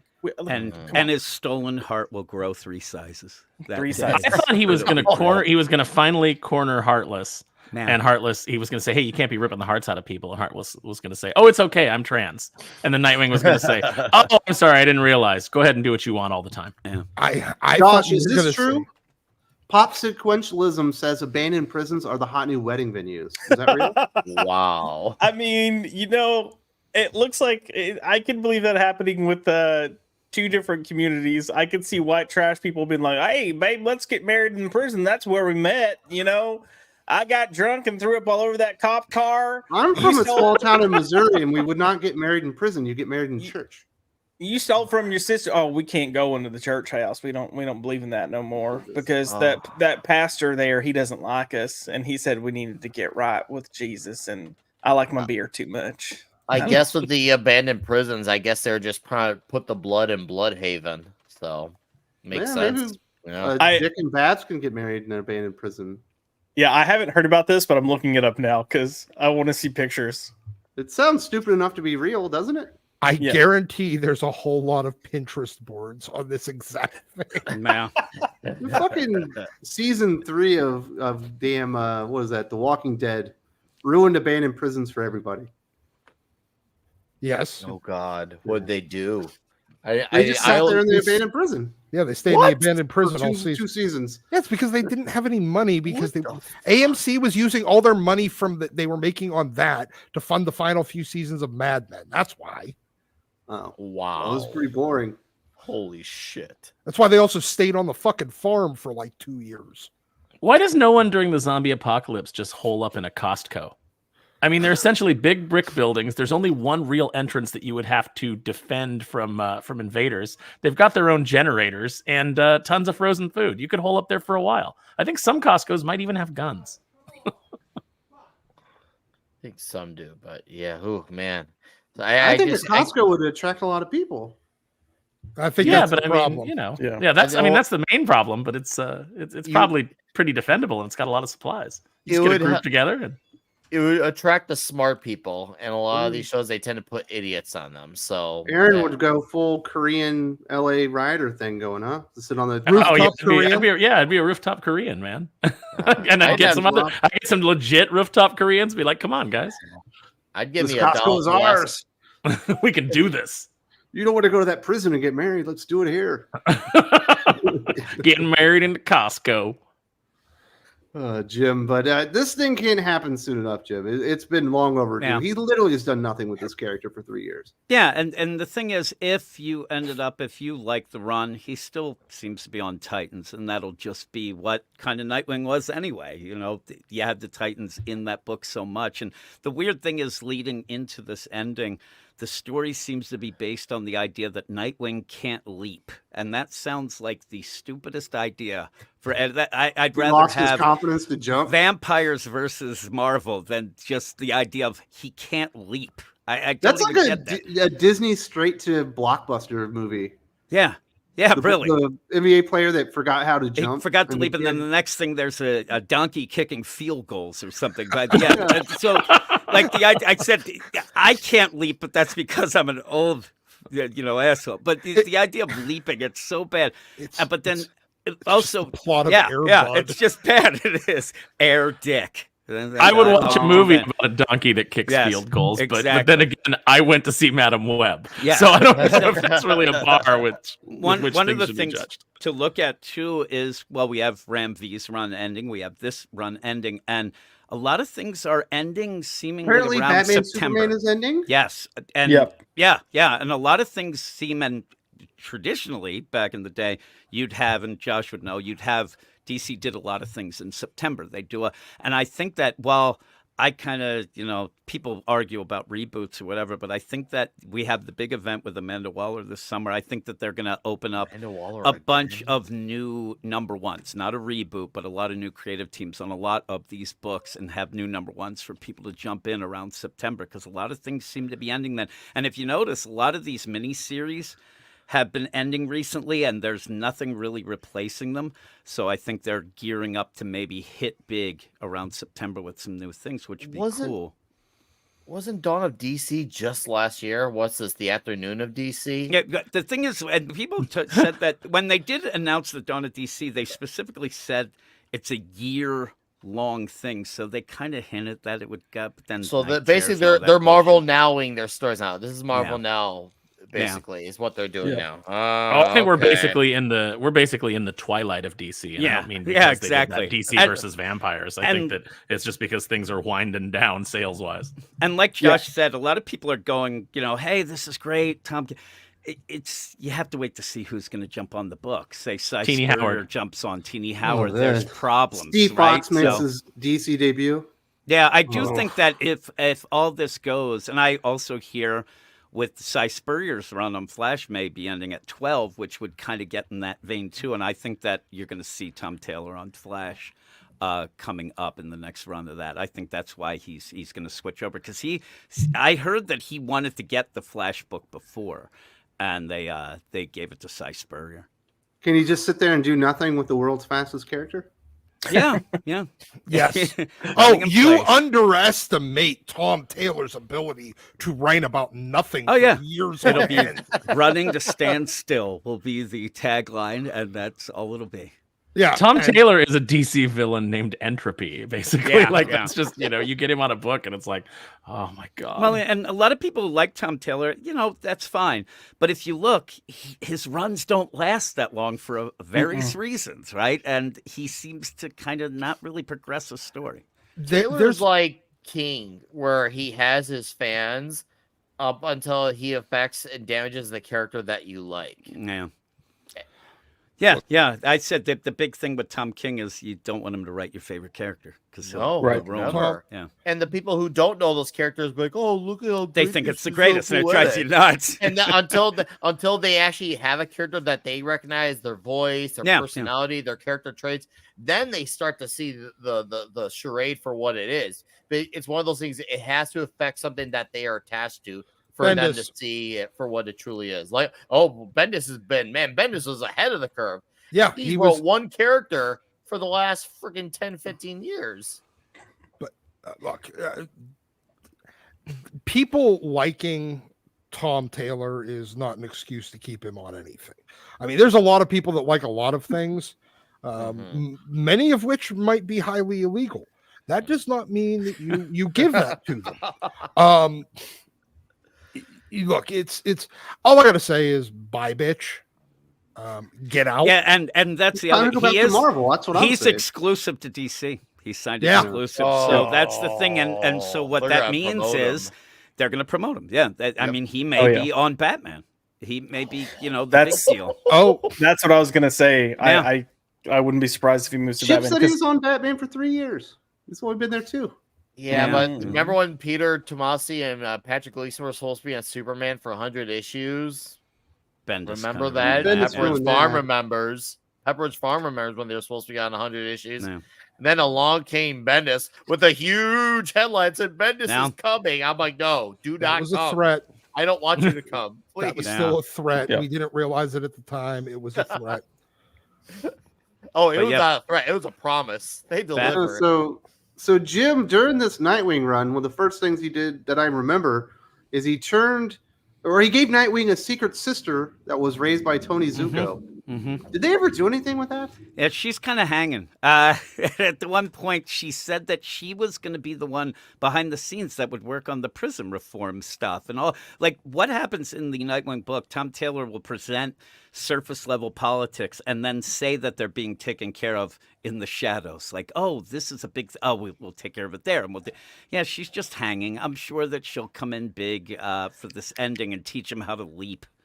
Is what I think, but yeah, they. You don't think it's going to be the three-legged dog? Haley, yeah. The three-legged dog should totally be the one to teach him how to leap again. That would be cool, and also run around in circles. Once again, the plot of Air Bud. Yeah, it's Air Bud again. But yeah, that even in the news story about this whole thing, they had to throw in Haley the three-legged dog because you have to Complete rip off of Hawkeye and Matt Fraction. Yeah. And it ends up where if that's your big thing, you got some problems. But that is nothing in it's fan fiction. And I keep saying, empty calories, all that. But it feels like Tom Taylor coming in, yeah, Rick Grayson sucked. But just write Nightwing, and it feels like every issue he's trying to redeem a character that doesn't need redemption. It feels like he's trying to convince people how great, but we know this, and you have to get past that, and he never did. Can you imagine a 12-issue event series dedicated to telling everyone Superman was great? Yeah, just like, what? That doesn't make a whole lot of sense. We keep saying, like, the idea of that's the way that they elevate characters now. Oh, Miss Marvel's the greatest thing I've ever seen, says Cap, right? But you don't do that to Nightwing. Like, we already know. And everybody's just going. And the idea where Superman comes in and Heartless is killing kids, people, all this. And Superman's like, you did a great job here in Bloodhaven. We're going to promote you. I'm like, it's crazy. You released a bunch of murderers and rapists on the streets. Yeah, actually emptied the prison for them to go, right? Hey, look, you go back to J. Michael Straczynski's run.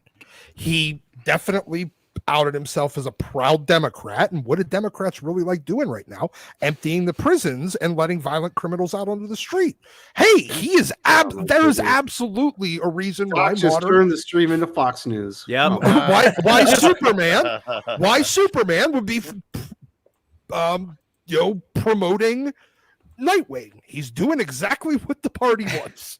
I want to turn the stream into something that Josh will enjoy. So let's say this whole Nightwing run with Heartless running around and not being stopped is like if you guys were fans of Buffy the Vampire Slayer and they did the episode with the gentleman.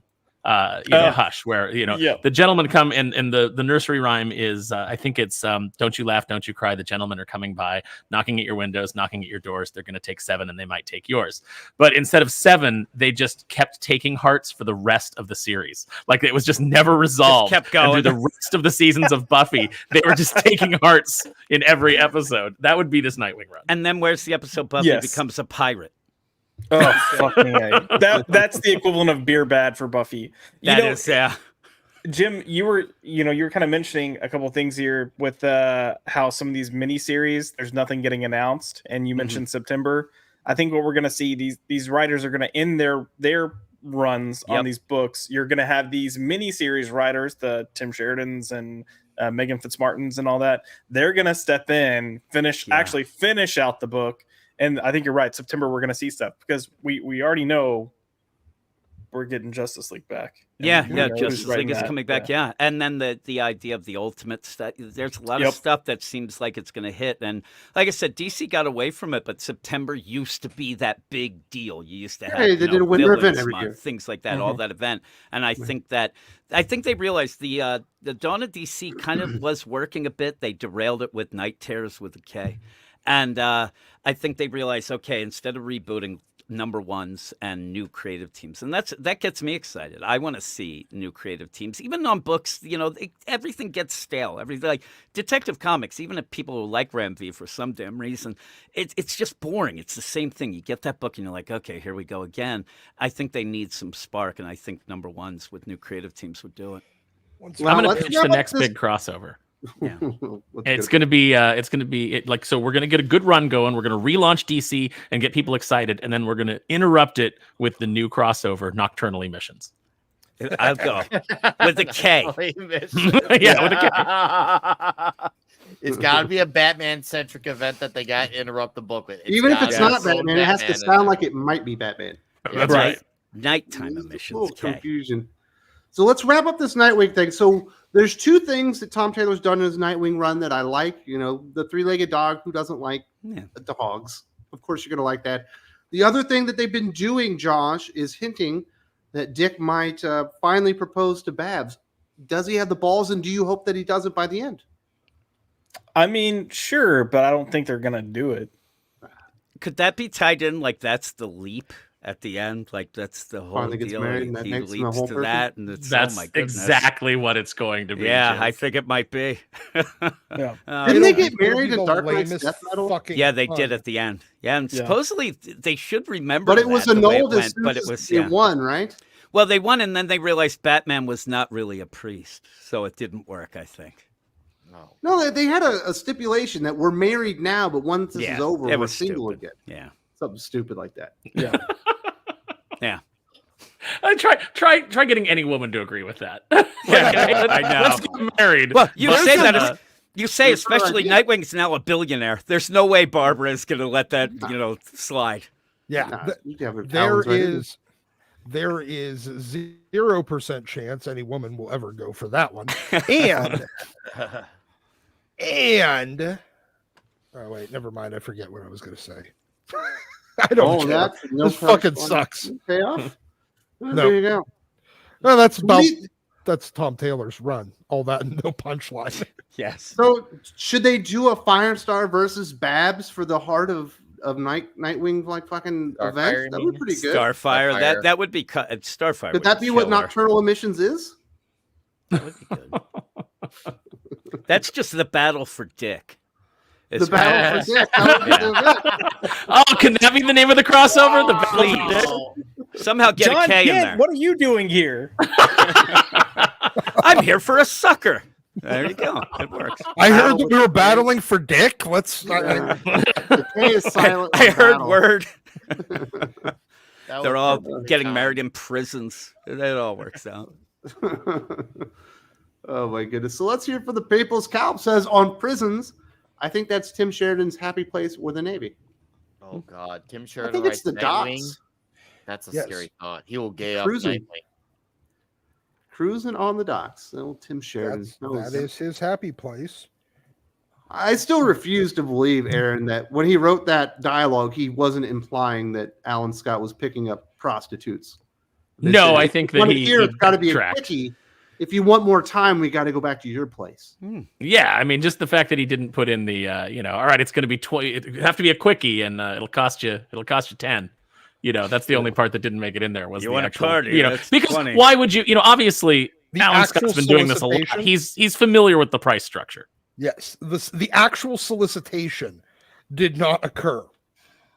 All the rest of it was already done. The lingo and everything was in there. It's a pre-negotiated price. They know what it's going to cost. Well, yeah, he said he's a regular, so yeah. Well, but then he goes in this thing like he loves all these men. No, he doesn't. There's no love. There's no love here. And this is just 8 minutes at a time. Yeah, well, that's it. He loves them. That the idea that gets you off of the idea that the whole thing began with J. Edgar Hoover saying pretty much, you're this, that. The whole series has been just awful. Lade says once Taylor leaves, Dick will just love his own butt. Babs will be busy, not actually be bisexual. But same with Black Canary by the end of 2024. That screams like a Tim Sheridan book on Nightwing. That's what that sounds like. A Tim Sheridan Dick admiring his Grayson's own ass. Fights off Firestar and Babs because only his ass really. And make the book bi-monthly just to Ah, That'd be awesome. Really Yeah, fun. you just make Nightwing, Dana Carvey's old SNL portrayal of George Michael, where he's just obsessed with his own butt. Yes. He's like looking in the mirror and he's Shaking like, it up. "Look at it, Dennis! It's so well rounded. NASA could calibrate its instruments by it." That's the whole Nightwing book. That's a really good I'm reference. gonna give you the Science Nightwing. and technology. Yes, They did name 'Cause that's his how you butt cheeks calibrate already. radars: is spheres in space. Yeah. So see, like they were doing good stuff back then. Dana Carvey's a genius. Pop sequentialism. Aside from Brian K. Vaughan, who has been capable of maintaining a long narrative in the last 5 years, I would say that Robert Kirkman, Yeah, Robert certainly Kirkman. with The Walking Dead, was able to do that. And Invincible, but not. Well, Invincible's older than 5 Yeah, years. it's older. Yeah. And then I would say Jonathan Hickman's East of West still happened within the last 5 years, I believe. And that was a pretty good long form story. I mean, that was completely planned out. Whole Eric episode. Larson's Savage Dragon. Yeah. Hey, didn't jump to the top of my mind. Hey, no one has written that long of a porno in the entire existence of humanity. It's Eric Larson strikes me as a guy who really watches porno for the plot. I know. That's where he gets. Where do you think he gets the plots for his Savage Dragon issues? Got to. But those are the two names that just jump into my mind, like Hickman and probably and Kirkman. Yeah, there's no. I mean, I guess. Well, technically, Venditti would McFarlane's be been considered capable, but he's not given the time to do it. Yeah, I think he's capable of it. Yeah. We just don't get to really actually see it play because obviously we had 29 issues, was it, of Hawkman around there? Yeah. I know he wanted to do 50 issues, so I believe he has the capabilities. It's more of who's actually going to give him that type of time. Well, he got 50 on X-Men and War in Green Lantern. But I would also say Todd McFarlane, he's been stringing us out on Spawn for like, 20 years? 30. 30 years, yeah. Kelly Thompson's 5-year run on Captain Marvel is not going to make it into this discussion. Oh, wait, hold on. What about Tinny's? How many year run now on On a series on of failing Catwoman? books. On Catwoman. Williamson Totally did just said he 100 liked that. issues on the Flash with Barry. I mean, whether you want to consider him decide if he could maintain There's a lot of one narrative, misses in that That one. was Yeah. not good. I don't know. The Force Quest might have been more Bullshit. revolting than Paradox, all the that shit fucking sucked. Flash War. It should have ended Yeah. at 50. Yes. It was perfect There at you 50. Yeah, it did veer off. Trying to think who could. Tomasi, I feel we like got him. could. I feel like could maintain it. Yeah. Obviously, we got around 45, 48 issues with Superman. There you go. Tom Mike King Mignola with almost- Hellboy. Tom King almost ruined Batman for about 100 issues. He almost got there. Oh man. I feel like we Jose- could have had a good long run with Jeremy Adams on the Flash if DC wasn't stupid. Yeah. Jose to Beast, thoughts on Ryan Parrott on Nightwing? I would love Ryan Parrott That's on who I Nightwing. want. Yeah, that's who I want 100%. And he has been doing a couple of these little, He stories did, in the anthologies. So yeah, he did some anthology he's work. kind of dipping in. So maybe that will be it. I'd love The that. only Beast World tie-in that wasn't awful. Yes, exactly. He and Renditti on that one, shocking with Williamson. Yeah. I would definitely take Ryan Parrott on Nightwing. I would definitely take, obviously, Robert Renditti's my favorite writer. I would definitely take Jeremy Adams on Nightwing. I would like Kyle Higgins to come back and write on Nightwing. There's a lot of that'd people be cool. that'd be great on that character. Not Tom King, no Tim Seeley, No. I no would- Scott yeah. Lobdell.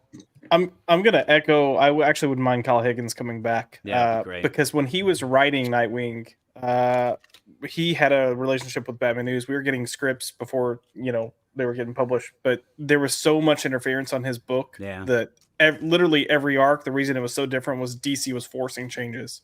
So yeah. I'll even there's a crazy thing too, just to think that with this whole Amanda Waller thing, and it's going to be focused against the Titans, maybe they'll kill him off finally. Maybe for a while he'll end up dead, and that's why they're stopping it. I don't know. He's my favorite character, so I don't want it, but it could end up happening. Hey, all right. We dislike Tom Taylor a lot, but killing him off is probably not the best solution. No. I mean, what do we? No, because you'll get another Nightwing. I know he'll get It won't be another Dick fucking. Grayson. If they kill him off, he's just gonna go back to Marvel. No, they'll just bring in like the firefighter Nightwing or guy or whatever. Oh no, they need something to do with Tim Drake, so they're gonna make Tim Drake. Nightwing? It's a promotion for Tim Now we Drake, gotta- And now it's Gay a Robin. And they get a gay Nightwing. and Yeah. then you would have Teenie Howard or Kelly Thompson writing. great. People told me Birds of Prey was good. I've read a couple No, of issues. It turns out that was not. They the lied to you. Yes, they did. Everyone liked it. But after reading this week's Night Thrasher #1, put Jay Holtham on that book. I wouldn't mind seeing Nightwing just Gracious. crack some juvenile skulls as they're stealing jewels. So Come on, that's one issue, Wes. One good issue does not a All right. Nightwing run make. So apparently this week we also learned Wes is very easily lied to. Yeah. I can only Gullible. judge the comic book for what it is. HH and the guys at Sigma Comics. Shout out to the Thinking Critical crew. Snowed in here in New York, but enjoying another great show with the best team in comic book news and commentary. Hit like and subscribe, and I hope you've got you a nice, a cold beverage there, but not a Bud Light. I wouldn't wish that on you, sir. No gender People are- fluid for you. Yeah, people are snowed in New York, huh? Wow, it's so weird because I'm in Illinois. It's super sunny and bright. You could throw a summer out here right now. Yeah, Crazy to think someone out there is snow, man. it's crazy to think HH and the guys aren't out on the con scene selling comic books, but he's in on a nice Saturday having some brewskis. Do you think HH is an IPA guy? Or do you think he's like a Hefeweizen guy? You know he's a beer guy, right? HH, let us know in the comments what you're drinking. It's gotta. Love There's it. no way he's an IPA guy. That shit's so pretentious. I think Drinking it, even though it tastes terrible. I'm gonna bet he's like a fucking dark beer guy. Stouts and Yeah, port. like a stout or a porter. I could see HH as a porter guy. Porter makes more sense. Yeah. Yeah. Well, there you go. Thank you very much, sir, for supporting the channel. Really appreciate it. Hope you're enjoying the show. What else we got? We've got DC and Marvel teaming up again. They announced that there was going to be a crossover. I was skeptical. It turns out they're not going to be making new team up material, but they are going to reprint their old team up stuff where you had Spider-Man and Superman together, Teen Titans and the X-Men, all that kind of good stuff, as well as their amalgam comics universe. So we're going to get Dark Claw. I would prefer a Batman and Wolverine team up. But this is good stuff in my mind, Aaron. You know, just having them talk to each other, maybe we'll actually get them to team up again and create some excitement the old-fashioned way. You would hope so, but then you already saw the Whisper Network trying to suggest the things that they wanted this new team up to be. They are. With with Bleeding Cool saying that fans are really excited to see the possibility of fan favorite characters like Miss Marvel and Trinity crossing over. And I was like, literally, no one wants that. No one has asked for that. Neither of those characters are fan favorites or popular. Stop it. Stop it. Oh man, I'm sorry. Nobody wants Batman and Wolverine. What they're really clamoring for is Trinity and Miss Marvel. Yeah. Oh no, what they're really, really, really clamoring for is Escapade and Naomi. Bernard. The Bobby When we Drake, get the Bobby Drake, JoJo- Tim Drake, Bobby Drake, Tim Drake meet cute. Yeah. But then afterwards they both find out that they're related. And We it's can get, just called yeah. Draked. Yeah. JoJo Mullins in fucking. God damn it, Doc! You keep interrupting me. I can't remember what I was going to say. Oh, no. You were Bring gonna back say JoJo Snowflake Mullins fine ass is what you were gonna say. JoJo Mullins fight ass, and there was another character that was stupid. I was going to put up there. How about Who was Galaxy and America Chavez? I'm in for that. There we go. That was crossover And century. then you bring in Gabby Rivera and what the hell? What is it? John Z. Joanna Stair? Axelrod? John Z. Axelrod. yeah. Oh my yes. god, that would create a black hole of cringe that would literally Black suck hole. the entire. The cringe would become so dense that I don't know if it can actually reach a. I don't know if Yeah. it could be printed. By the Is it- holy Hey, we the did see holy the alien New Warriors. transmenstration, Doc. The New Warriors didn't even make it to print, so I mean, they could try and make Snowflake and Safe Space great again, and they could Yeah. try to bring them back. Oh, I can. Terrified. The greatness that we could find. I mean, I'm just waiting for let's see, the Fire and Ice, Welcome to Smallville, but also with Oh no, Fire and Ice. Welcome to Krakoa. That'd be good. There you go. Oh, Hellfire Gala style. shut too. And take my everybody's money. just sitting there eating. They're eating Yeah. and talking. Fire and Ice. Welcome to Krakoa by superstar writers Jaxia Axelrod and Mags Visaggio. Bring your pickles. Holy shit. Oh God. I just saw Yuri Volt said he wants Firestar and Starfire team up to confuse Wes. Fire, Star. That'd be so great. And then get Firestarter in there. That'd be great. Drew Barrymore shows up. It'd be awesome. I just thought of the most offensive thing, and I'm gonna keep it to myself. But I will put it in the private chat. Oh, I can't wait to hear this. Like, no, there's some bad shit. But you know what? Look, for anybody out there that is interested in this Marvel and DC reprint, that they are going to charge an exorbitant amount of money for, because both companies need to, make money on it. I will save you all a lot of money. Go to your local comic shop. Look through the dollar bins. You know why? Because every single book talked about here. No. Hold on. Let me take a step back. Some of those Treasury editions, the Teen Titans, the Teen Titans X-Men, all those like the 70s and 80s crossovers, you can buy that in the collected form. Yeah. But any of the amalgam, or as I like to still refer to it, amalgam, any of that shit, go to your local comic shop. Dig through the oh shit, Aaron. Yeah. Dig through. You understand why I didn't say that? Yes. Oh. Dig through the dollar bins. You can find all of those amalgam books in there. All of the bullets and bracelets and, Dark Claw and all of the rest of those, even the Marvel versus DC all access, Marvel versus DC full access, Marvel versus DC backdoor access, whatever the fuck it's called. It's available in the dollar bins at your local comic shop. And honestly, they never sold that shit back in 1995. 97, whatever the fuck it came out.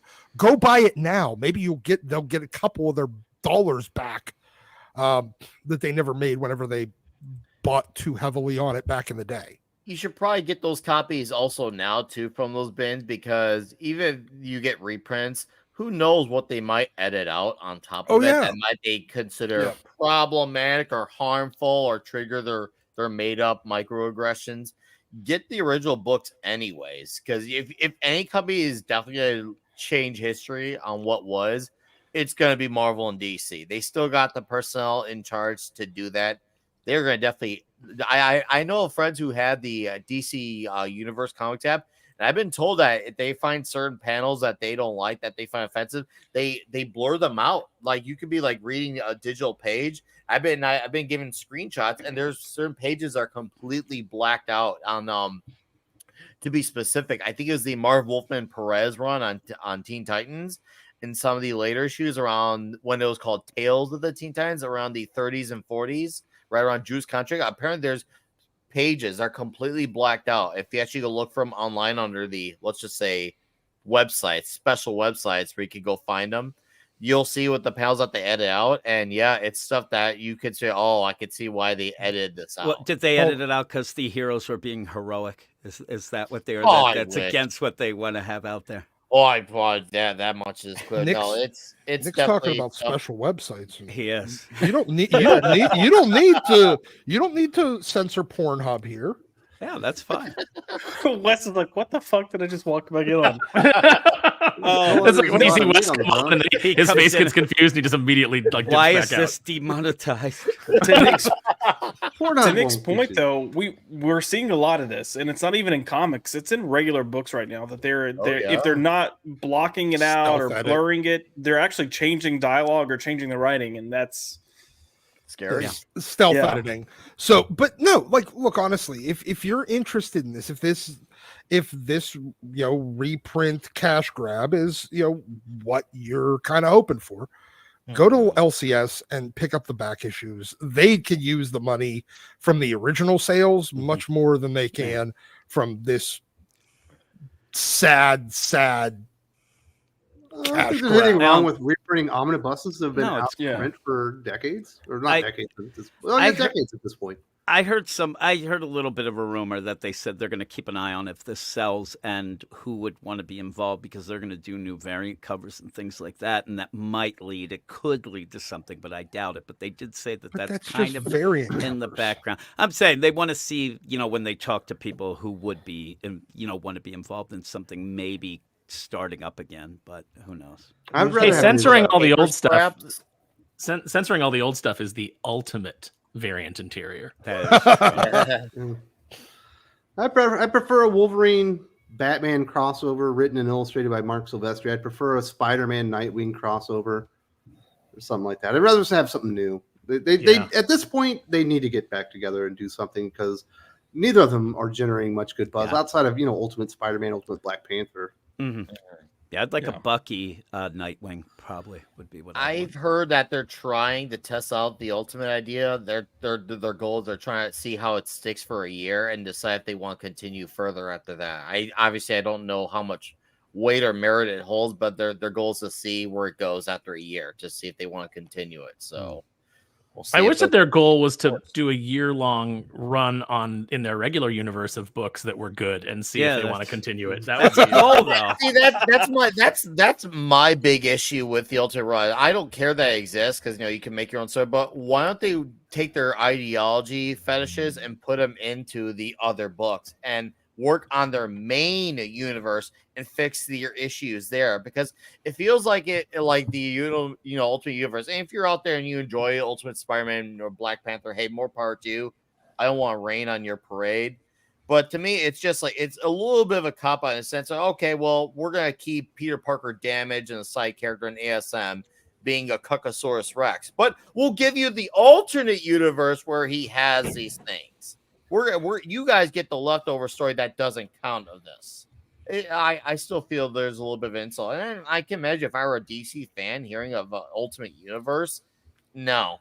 I don't know. Give me main Superman married with kids, DH John. I don't need this bullshit with another universe. No, go take the wokery and put that shit and give them their universe with that, because we're the fans who are here for these books.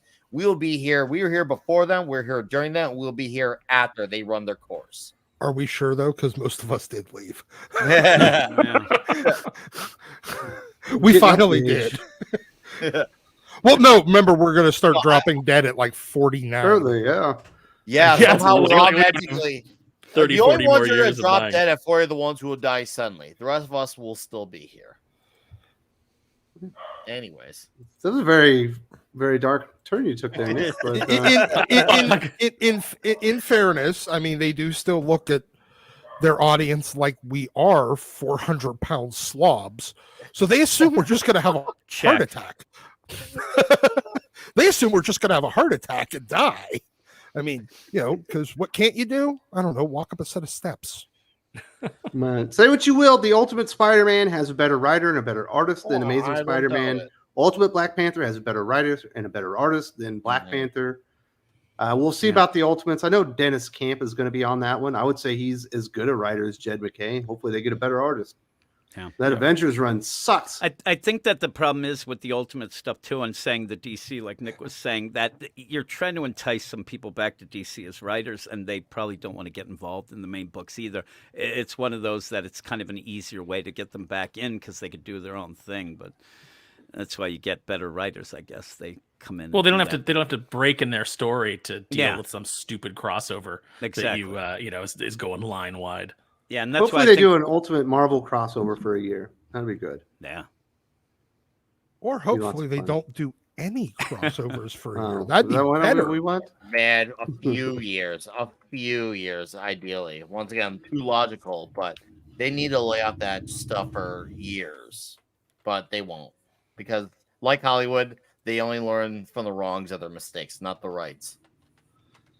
But at least people are buzzing about something. People seem to be excited about the reprints, the omnibuses.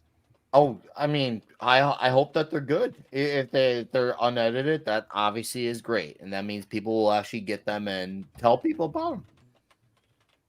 Stories that you already read 30 years ago are the hottest stories in comics. Well, that's the way it's been for the last decade or whatever. But am I the asshole on the panel that thinks the amalgam universe, like I could just care less? None of it. Yeah, no, none I of like it. it. It never sold. No, It didn't sell back in the 90s. I mean, dude, I remember because that was when I was at that Captain America looks stupid with the fucking Superman shield. Yes, it did. It did. But what about Spider Boy, the original? Spider Boy, Dark Claw, there was some good stuff there. And Yeah. I think that if you actually if they actually had a plan and the corporations could work together, for more than like just a single event, if they actually made a go of doing maybe let's test this out for a year and just put out some books with these amalgam characters and see if it catches on and put some good talent on it, I could get into it because I dig mashups. I think it's kind of fun. Just variables. It's like Spider-Man. It's fucking no, because you make it matter. Gwenpool. You tell a story that matters. Gwenpool's never had a story that matters. I'm sorry, except for the stunning and brave Jeremy Whitley asexual story with Gwenpool. Creepster. Yeah, but I mean, look, the original, $150 amalgam. The original amalgam universe. I remember walking into the comic shop because I was literally down to just buying X-Men, like the 2 X-Men titles and ASM at the time. Mm-hmm. And I walked in and I saw that shit on the shelf and I didn't, and it sat there. Every time I'd come in there for months, it literally sat there. It never moved. Those books, most of it sold out at my shop. They ordered heavy because they ordered heavy on everything, and most of it sold out. But Okay. Southern California shop that was fairly well known was big in the it was like the biggest shop in the area. I actually worked there for a while. This was a more of just kind of your run of the mill LCS. It did good business, but not exceptional business. There were much bigger stores around. But I just remember that stuff literally just rotting on the shelves. Like all the Captain Marvel number 1s. Yeah, well, was that Marvel Legacy? Yeah. Oh, Marvel, yeah, that's in there. They had all the original hero and the replacement together. Marvel Comics 1000. That shit rotted on the shelf too. I thought they did 1001 because it was so successful. They did 1001, but it also sat on the shelf. Yeah, everything is a success, even when it's not. I guess if you sell it to the store, it's success for Marvel. Yeah, that's how they see it. Is they sell to the store because we're not the customer; the retailers are. But until the retailers say this isn't working, and then you get to attack the retailer. Yep. But it sat on the shelf at retail too, and that's the problem. That's why they didn't do a 1002, because after 1001 got ordered and didn't sell too, the retailers stopped falling for it. Mm-hmm. You know what you are going to fall for, right, Doc? Uncanny X-Men number 700. The one that the math does not math, no matter how I try to math it. Yeah. There is. Get there. Is that one of the ones where they do the deceptive number to make it look like the book has been long standing, like what they do with Miles Morales? Because I saw a promo where they said, "Oh, look, Miles Morales Spider-Man 300." I'm like, even with the 900 relaunches, you're factoring in the original Ultimate Peter Parker Spider-Man into it, which is still. No. There is no math, because if you pick any of the, you have the 5 different volumes of Uncanny X-Men, that works out to 652. Okay. There is nothing else that you can add up that equals 48 or 40, that has already been published. Mm-hmm. That would work out. No, there's not even reprints. The Nightcrawler limited series, the Shadowcat and Wolverine limited series. Those are part of it. Let's see what else. The Wolverine limited series. Are we there yet, guys? No, that's the problem. Because what you need an odd number to get there. Because right now they're at, as I said, 652. So you need 47 issues of a previous series. There's you can't add them up so that that issue is issue 700. You could theoretically do, if you did all of Hawks and Pox, there's 12 issues, 22, and then you did Fall and of My Balls and Rise of My Erection. That works out to another 10, but that's still 6. What about 10 Lives and Deaths of Wolverine? No, because that was 12 issues too. You'd already be at 700. That means 10 Lives, 10 Deaths. The last issue would have been issue 700. Doesn't it feel like we've had 700 issues of the Krakoa era alone? We have, right? Like a third of all of it. We actually have. There is more Krakoa era X-Men than there is Claremont era X-Men. Oh. That is out of total number of books. Total books published. That cuts deep.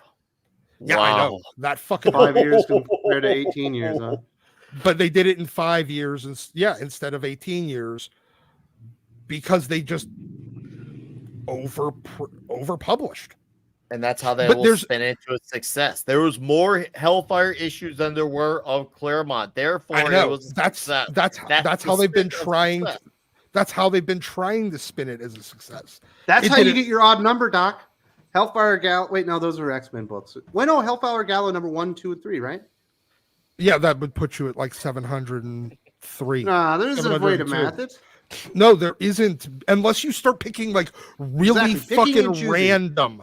Really, I mean, just completely random that weren't even X-Men books. That's the only way to do it. The math they start math.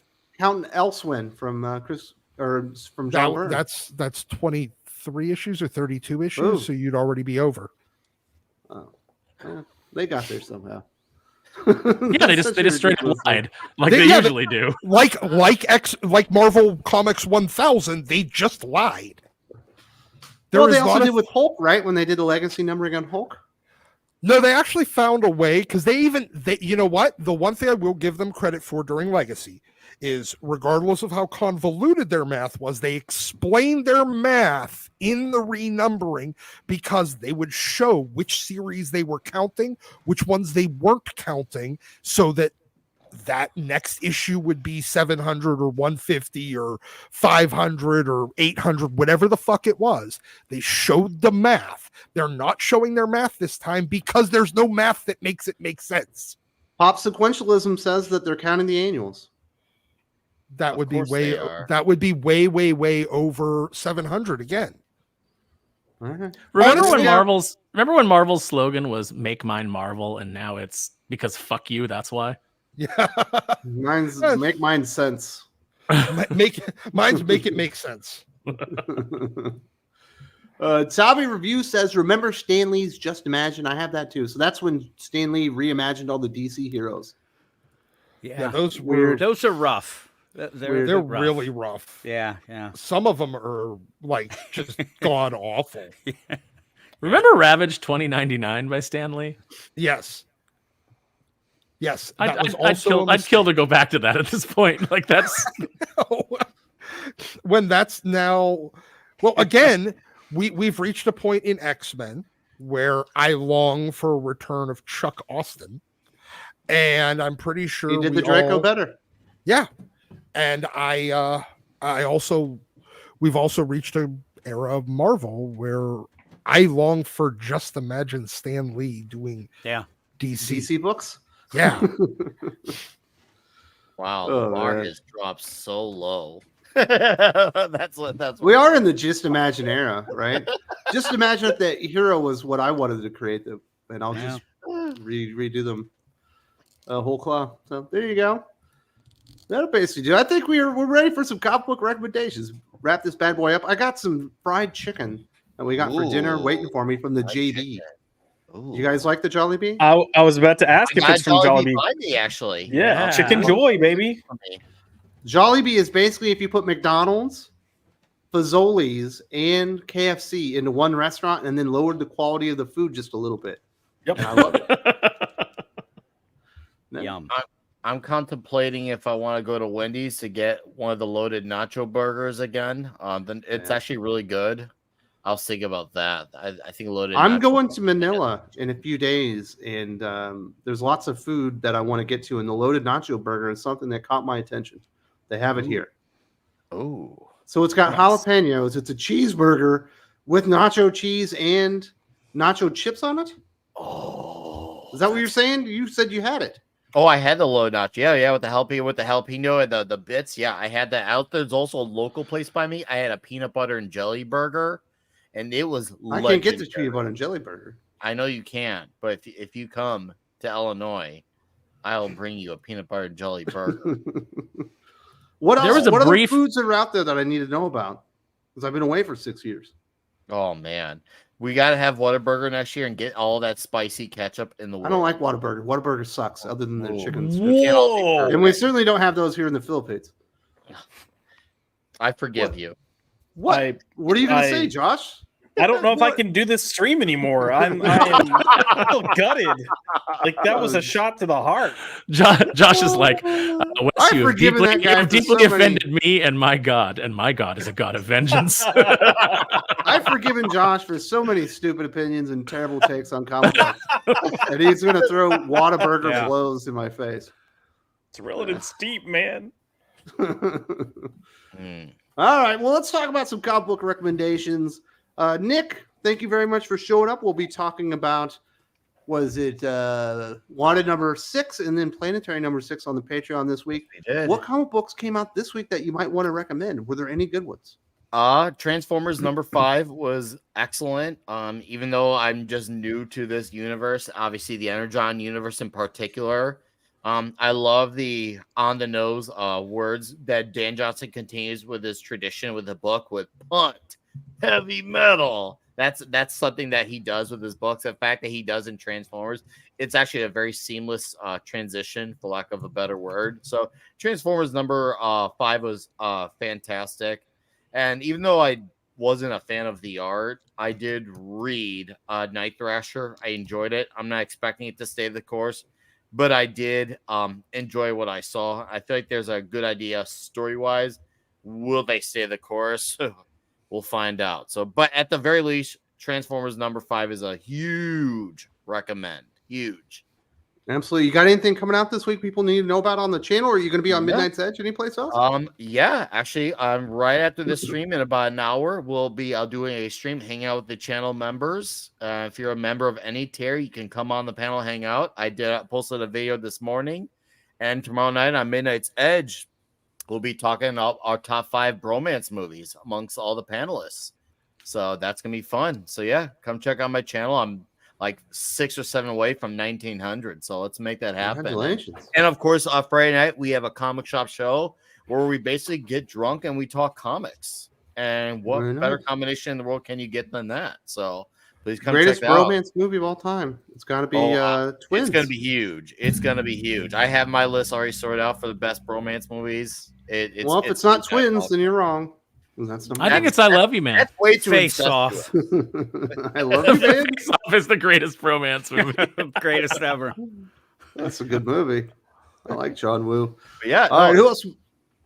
Sorry. No, I was What'd just you gonna say it's been fun hanging out on here again. Thanks for having me. I'm looking forward to when we talk Kick-Ass and more Planetary. Absolutely. We also have Josh returning to the channel. You're still doing Popeye culture? People Still were doing asking. Popeye. Yes, still doing Popeye culture. It's we're live every Tuesday for Culture Popped, and then we have a string of new shows launching in March. So we've got Cherry Popped coming soon. I think I'm actually potentially filming with Max for that tonight. I just filmed something with a group of people this past Monday. I've got a series coming up with Joel Corello and Breen that's going to be tied to that other series that I just filmed from Monday. So a lot of new stuff coming. As for recommendations, I'm a little behind on this week and last week. I did read Transformers 5, recommend it. There's a new book, The Displaced, that I picked up that wasn't too bad. Total Netflix type pitch, but the mysteries got me intrigued. Other than that, I've been spending way too much money on Omnibus. So I've got this fine sucker right here. 3 of these, but isn't that a sexy omnibus? I mean, that's like, it's sexy. Is the singular and is it an omnibuy? Yeah, I guess omnibuy. Huh? Looks huge in your hands. That's what she said. Curious, am I right? She didn't. Every single thing that Josh talked about there sounded so horribly gay. Cherry popped, filming things with a group. Oh, that's right. Well, he's not even inviting me. That's what's upsetting me, Doc. This is another round of new shows that he's producing. No invite for the West Doc. You're such a big channel, Wes. Like I've got to build the confidence to ask you to do something. Listen, Aaron's being invited by name to Chris Gore to watch movies to premiere and talk about. I'm very popular. Yeah, Aaron is fucking big time. Chris Gore's had a thing for Aaron ever since he discovered Aaron's Twitter, and he's like, got a little bit of a man crush on that guy. You know what's funny is the insults. When it comes to my turn, I'll tell you where I met Chris Gore and where we became friends. I'll say the other thing I picked up was Question Volume 2. Ooh, Dennis Cohen, Denny O'Neil. Ooh. So wow. Nick has an omnibus of Planetary, and it's prettier than both of those. Yeah, and also I got prefer the absolute. a huge omnibus of Fantastic Four as well. Yeah. 1 through 3. This is like one of the holy bibles of comics, straight up. I love this story. There we go. Definitely check out Josh. If you're looking for his channel, there is a link in the video description. We have Kalichioki says, y'all need to have Nickweiser on more. No. I talk to him every week. Come by the Patreon. Yeah. We just like go steady with him right off the bat. We got to get to know each other first. We're buttering each other up first right now. Yeah. The only person that just showed up on my channel and never left is Doc. Yes. And, I don't really consider him like a quarter. That's like a one of those hound dogs that just sits on the porch. No, I'm a squatter. Doc's like this stray cat that shows up at your house and is like, I live here now. Just deal with it. Like brings you a bird that's dead as a tribute. Here you go. You I love the study that says that cats bring you dead things, not because it's an expression of love, but because they think that you're incompetent at hunting. And they're like, look, this is what you do. I always thought it was a tribute. Like, I appreciate your security of the house. Here's something dead. No, it's them coming going, learn a skill, bitch. No one's talked to a cat. Man, I'm going with mine. All right, Aaron. What are you up to? You got I'm recommending a story about Chris Gore, right? Yeah, so I'm going to recommend Transformers 5. Everybody's already kind of covered it, but that's my book of the week. So the first time I met Chris Gore, Jesse Snyder and I were brought out to Atlantic City Boardwalk Con. We were supposed to host some stuff, and the con, and it was like the first. I think it was like either the first or second, might have been the first, but it ended up being a total disaster. It was a really professional, slick con. Like, it looked great. It looked like a con that had been around for a long time. They really put some money into it, but for whatever reason, nobody showed up, so everything got canceled. And we just ended up hanging out, and Chris Gore was there, and we just ended up hanging out with him and going out to the bar with him, and we became friends after that. And then finding out that he was just out in Pasadena, not too far from me, and he does all these events. We just started hanging out, and it's been an absolute blast, man. If you guys ever get the chance to go to any of the meetups, the Nerdrotic meetups or anything like that, where these guys are there, I definitely recommend it, because you want to talk about the old school feel of going to a Comic-Con where you used to walk in and be like, these are my people, this is my tribe. That's the kind of welcome that you get from the Friday Night Tights crew, the Film Threat guys. It is just like, if you love geek culture, if you love movies, they are happy to have you. So I definitely recommend you go to some of those meetups, and sometimes might even run into Max and I. Come to Dallas Fan Expo this June. Come meet Josh and I and Max and Doc said he might go. James Silvani might go. There's all kinds of people. We could all hang out at the bar and talk comics. Did you get to keep your retainer from Atlantic City Comic Con when they canceled everything? Well, I mean, I don't think I think we kept our per diems. So that was nice. It was sad because the organizer, which I believe was Mike Martz, came over to us and he was like, "Hey, I kind of canceled everything that I had scheduled for you guys, but just enjoy the con and have fun." So that's what we did.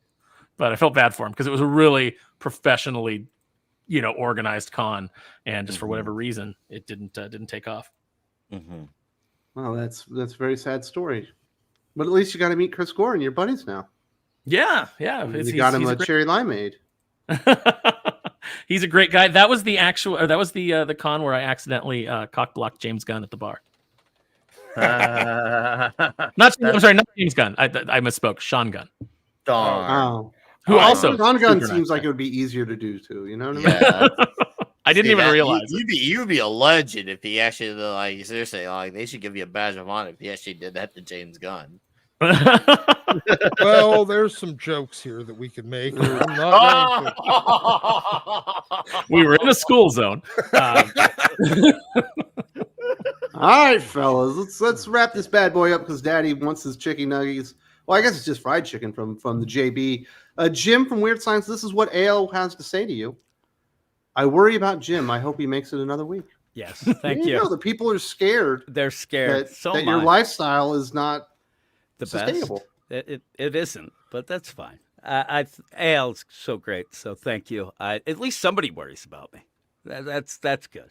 It's nice to What you feel guys that. don't know is that Jim does the entire show on an unbalanced ladder. Yes, that's true. Under a doorway that also has like a pane of glass that breaks every 3 minutes. I mean, It's he crazy. lives in Philadelphia. Yeah, Just that's the trouble. mere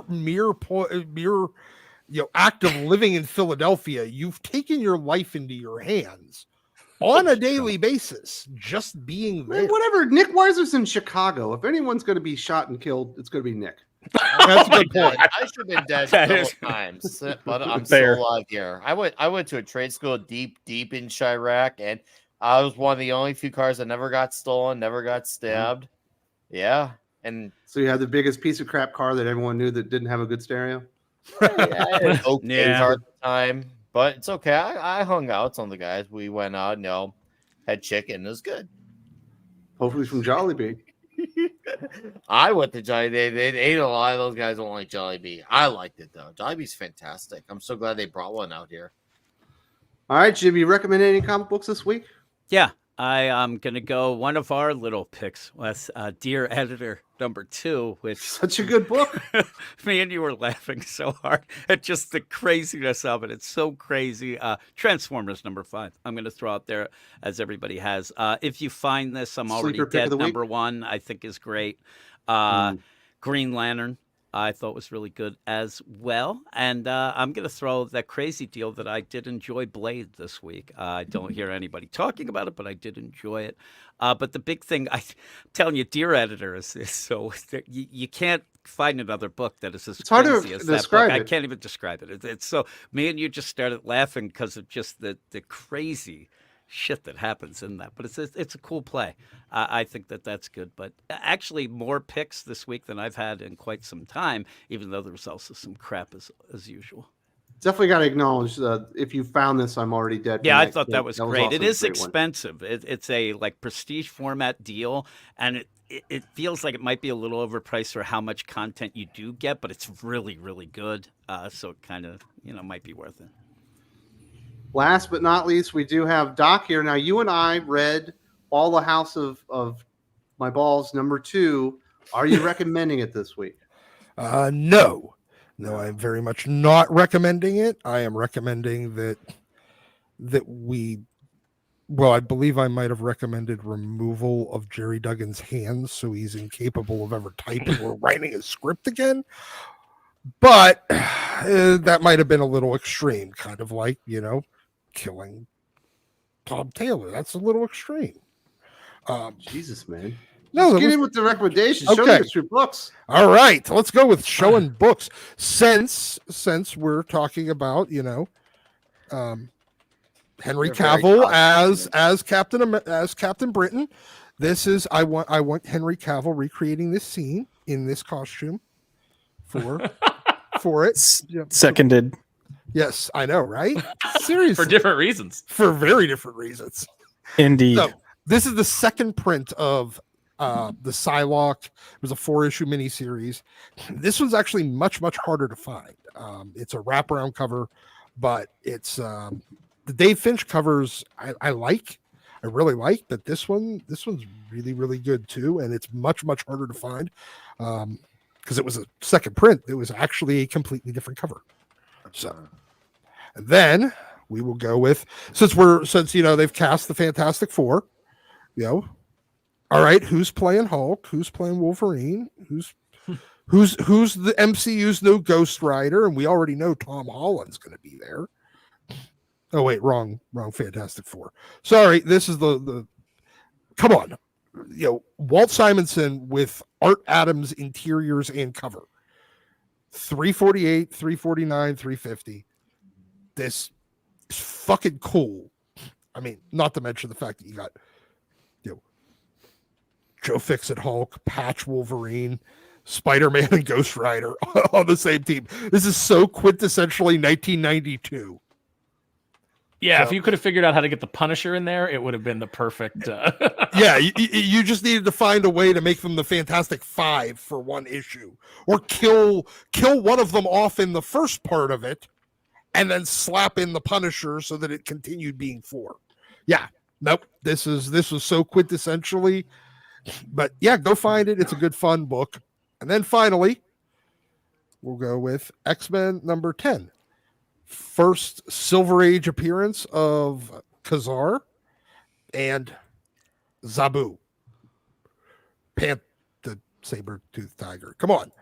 It's a great looking book. I mean, this is a good issue. I mean, especially if you're an X-Men fan and you're just getting into like the real low number books. This one's one of the more affordable in the top 10. So there you go. Very nice. Did you see, Aaron? I know you keep up with the news that they plan on having a real woolly mammoth recreated by 2028. Yeah, I did see that. We didn't learn from the lesson of Jurassic why are Park. we creating AI and bringing back prehistoric creatures? Have we not watched all the shit that can happen?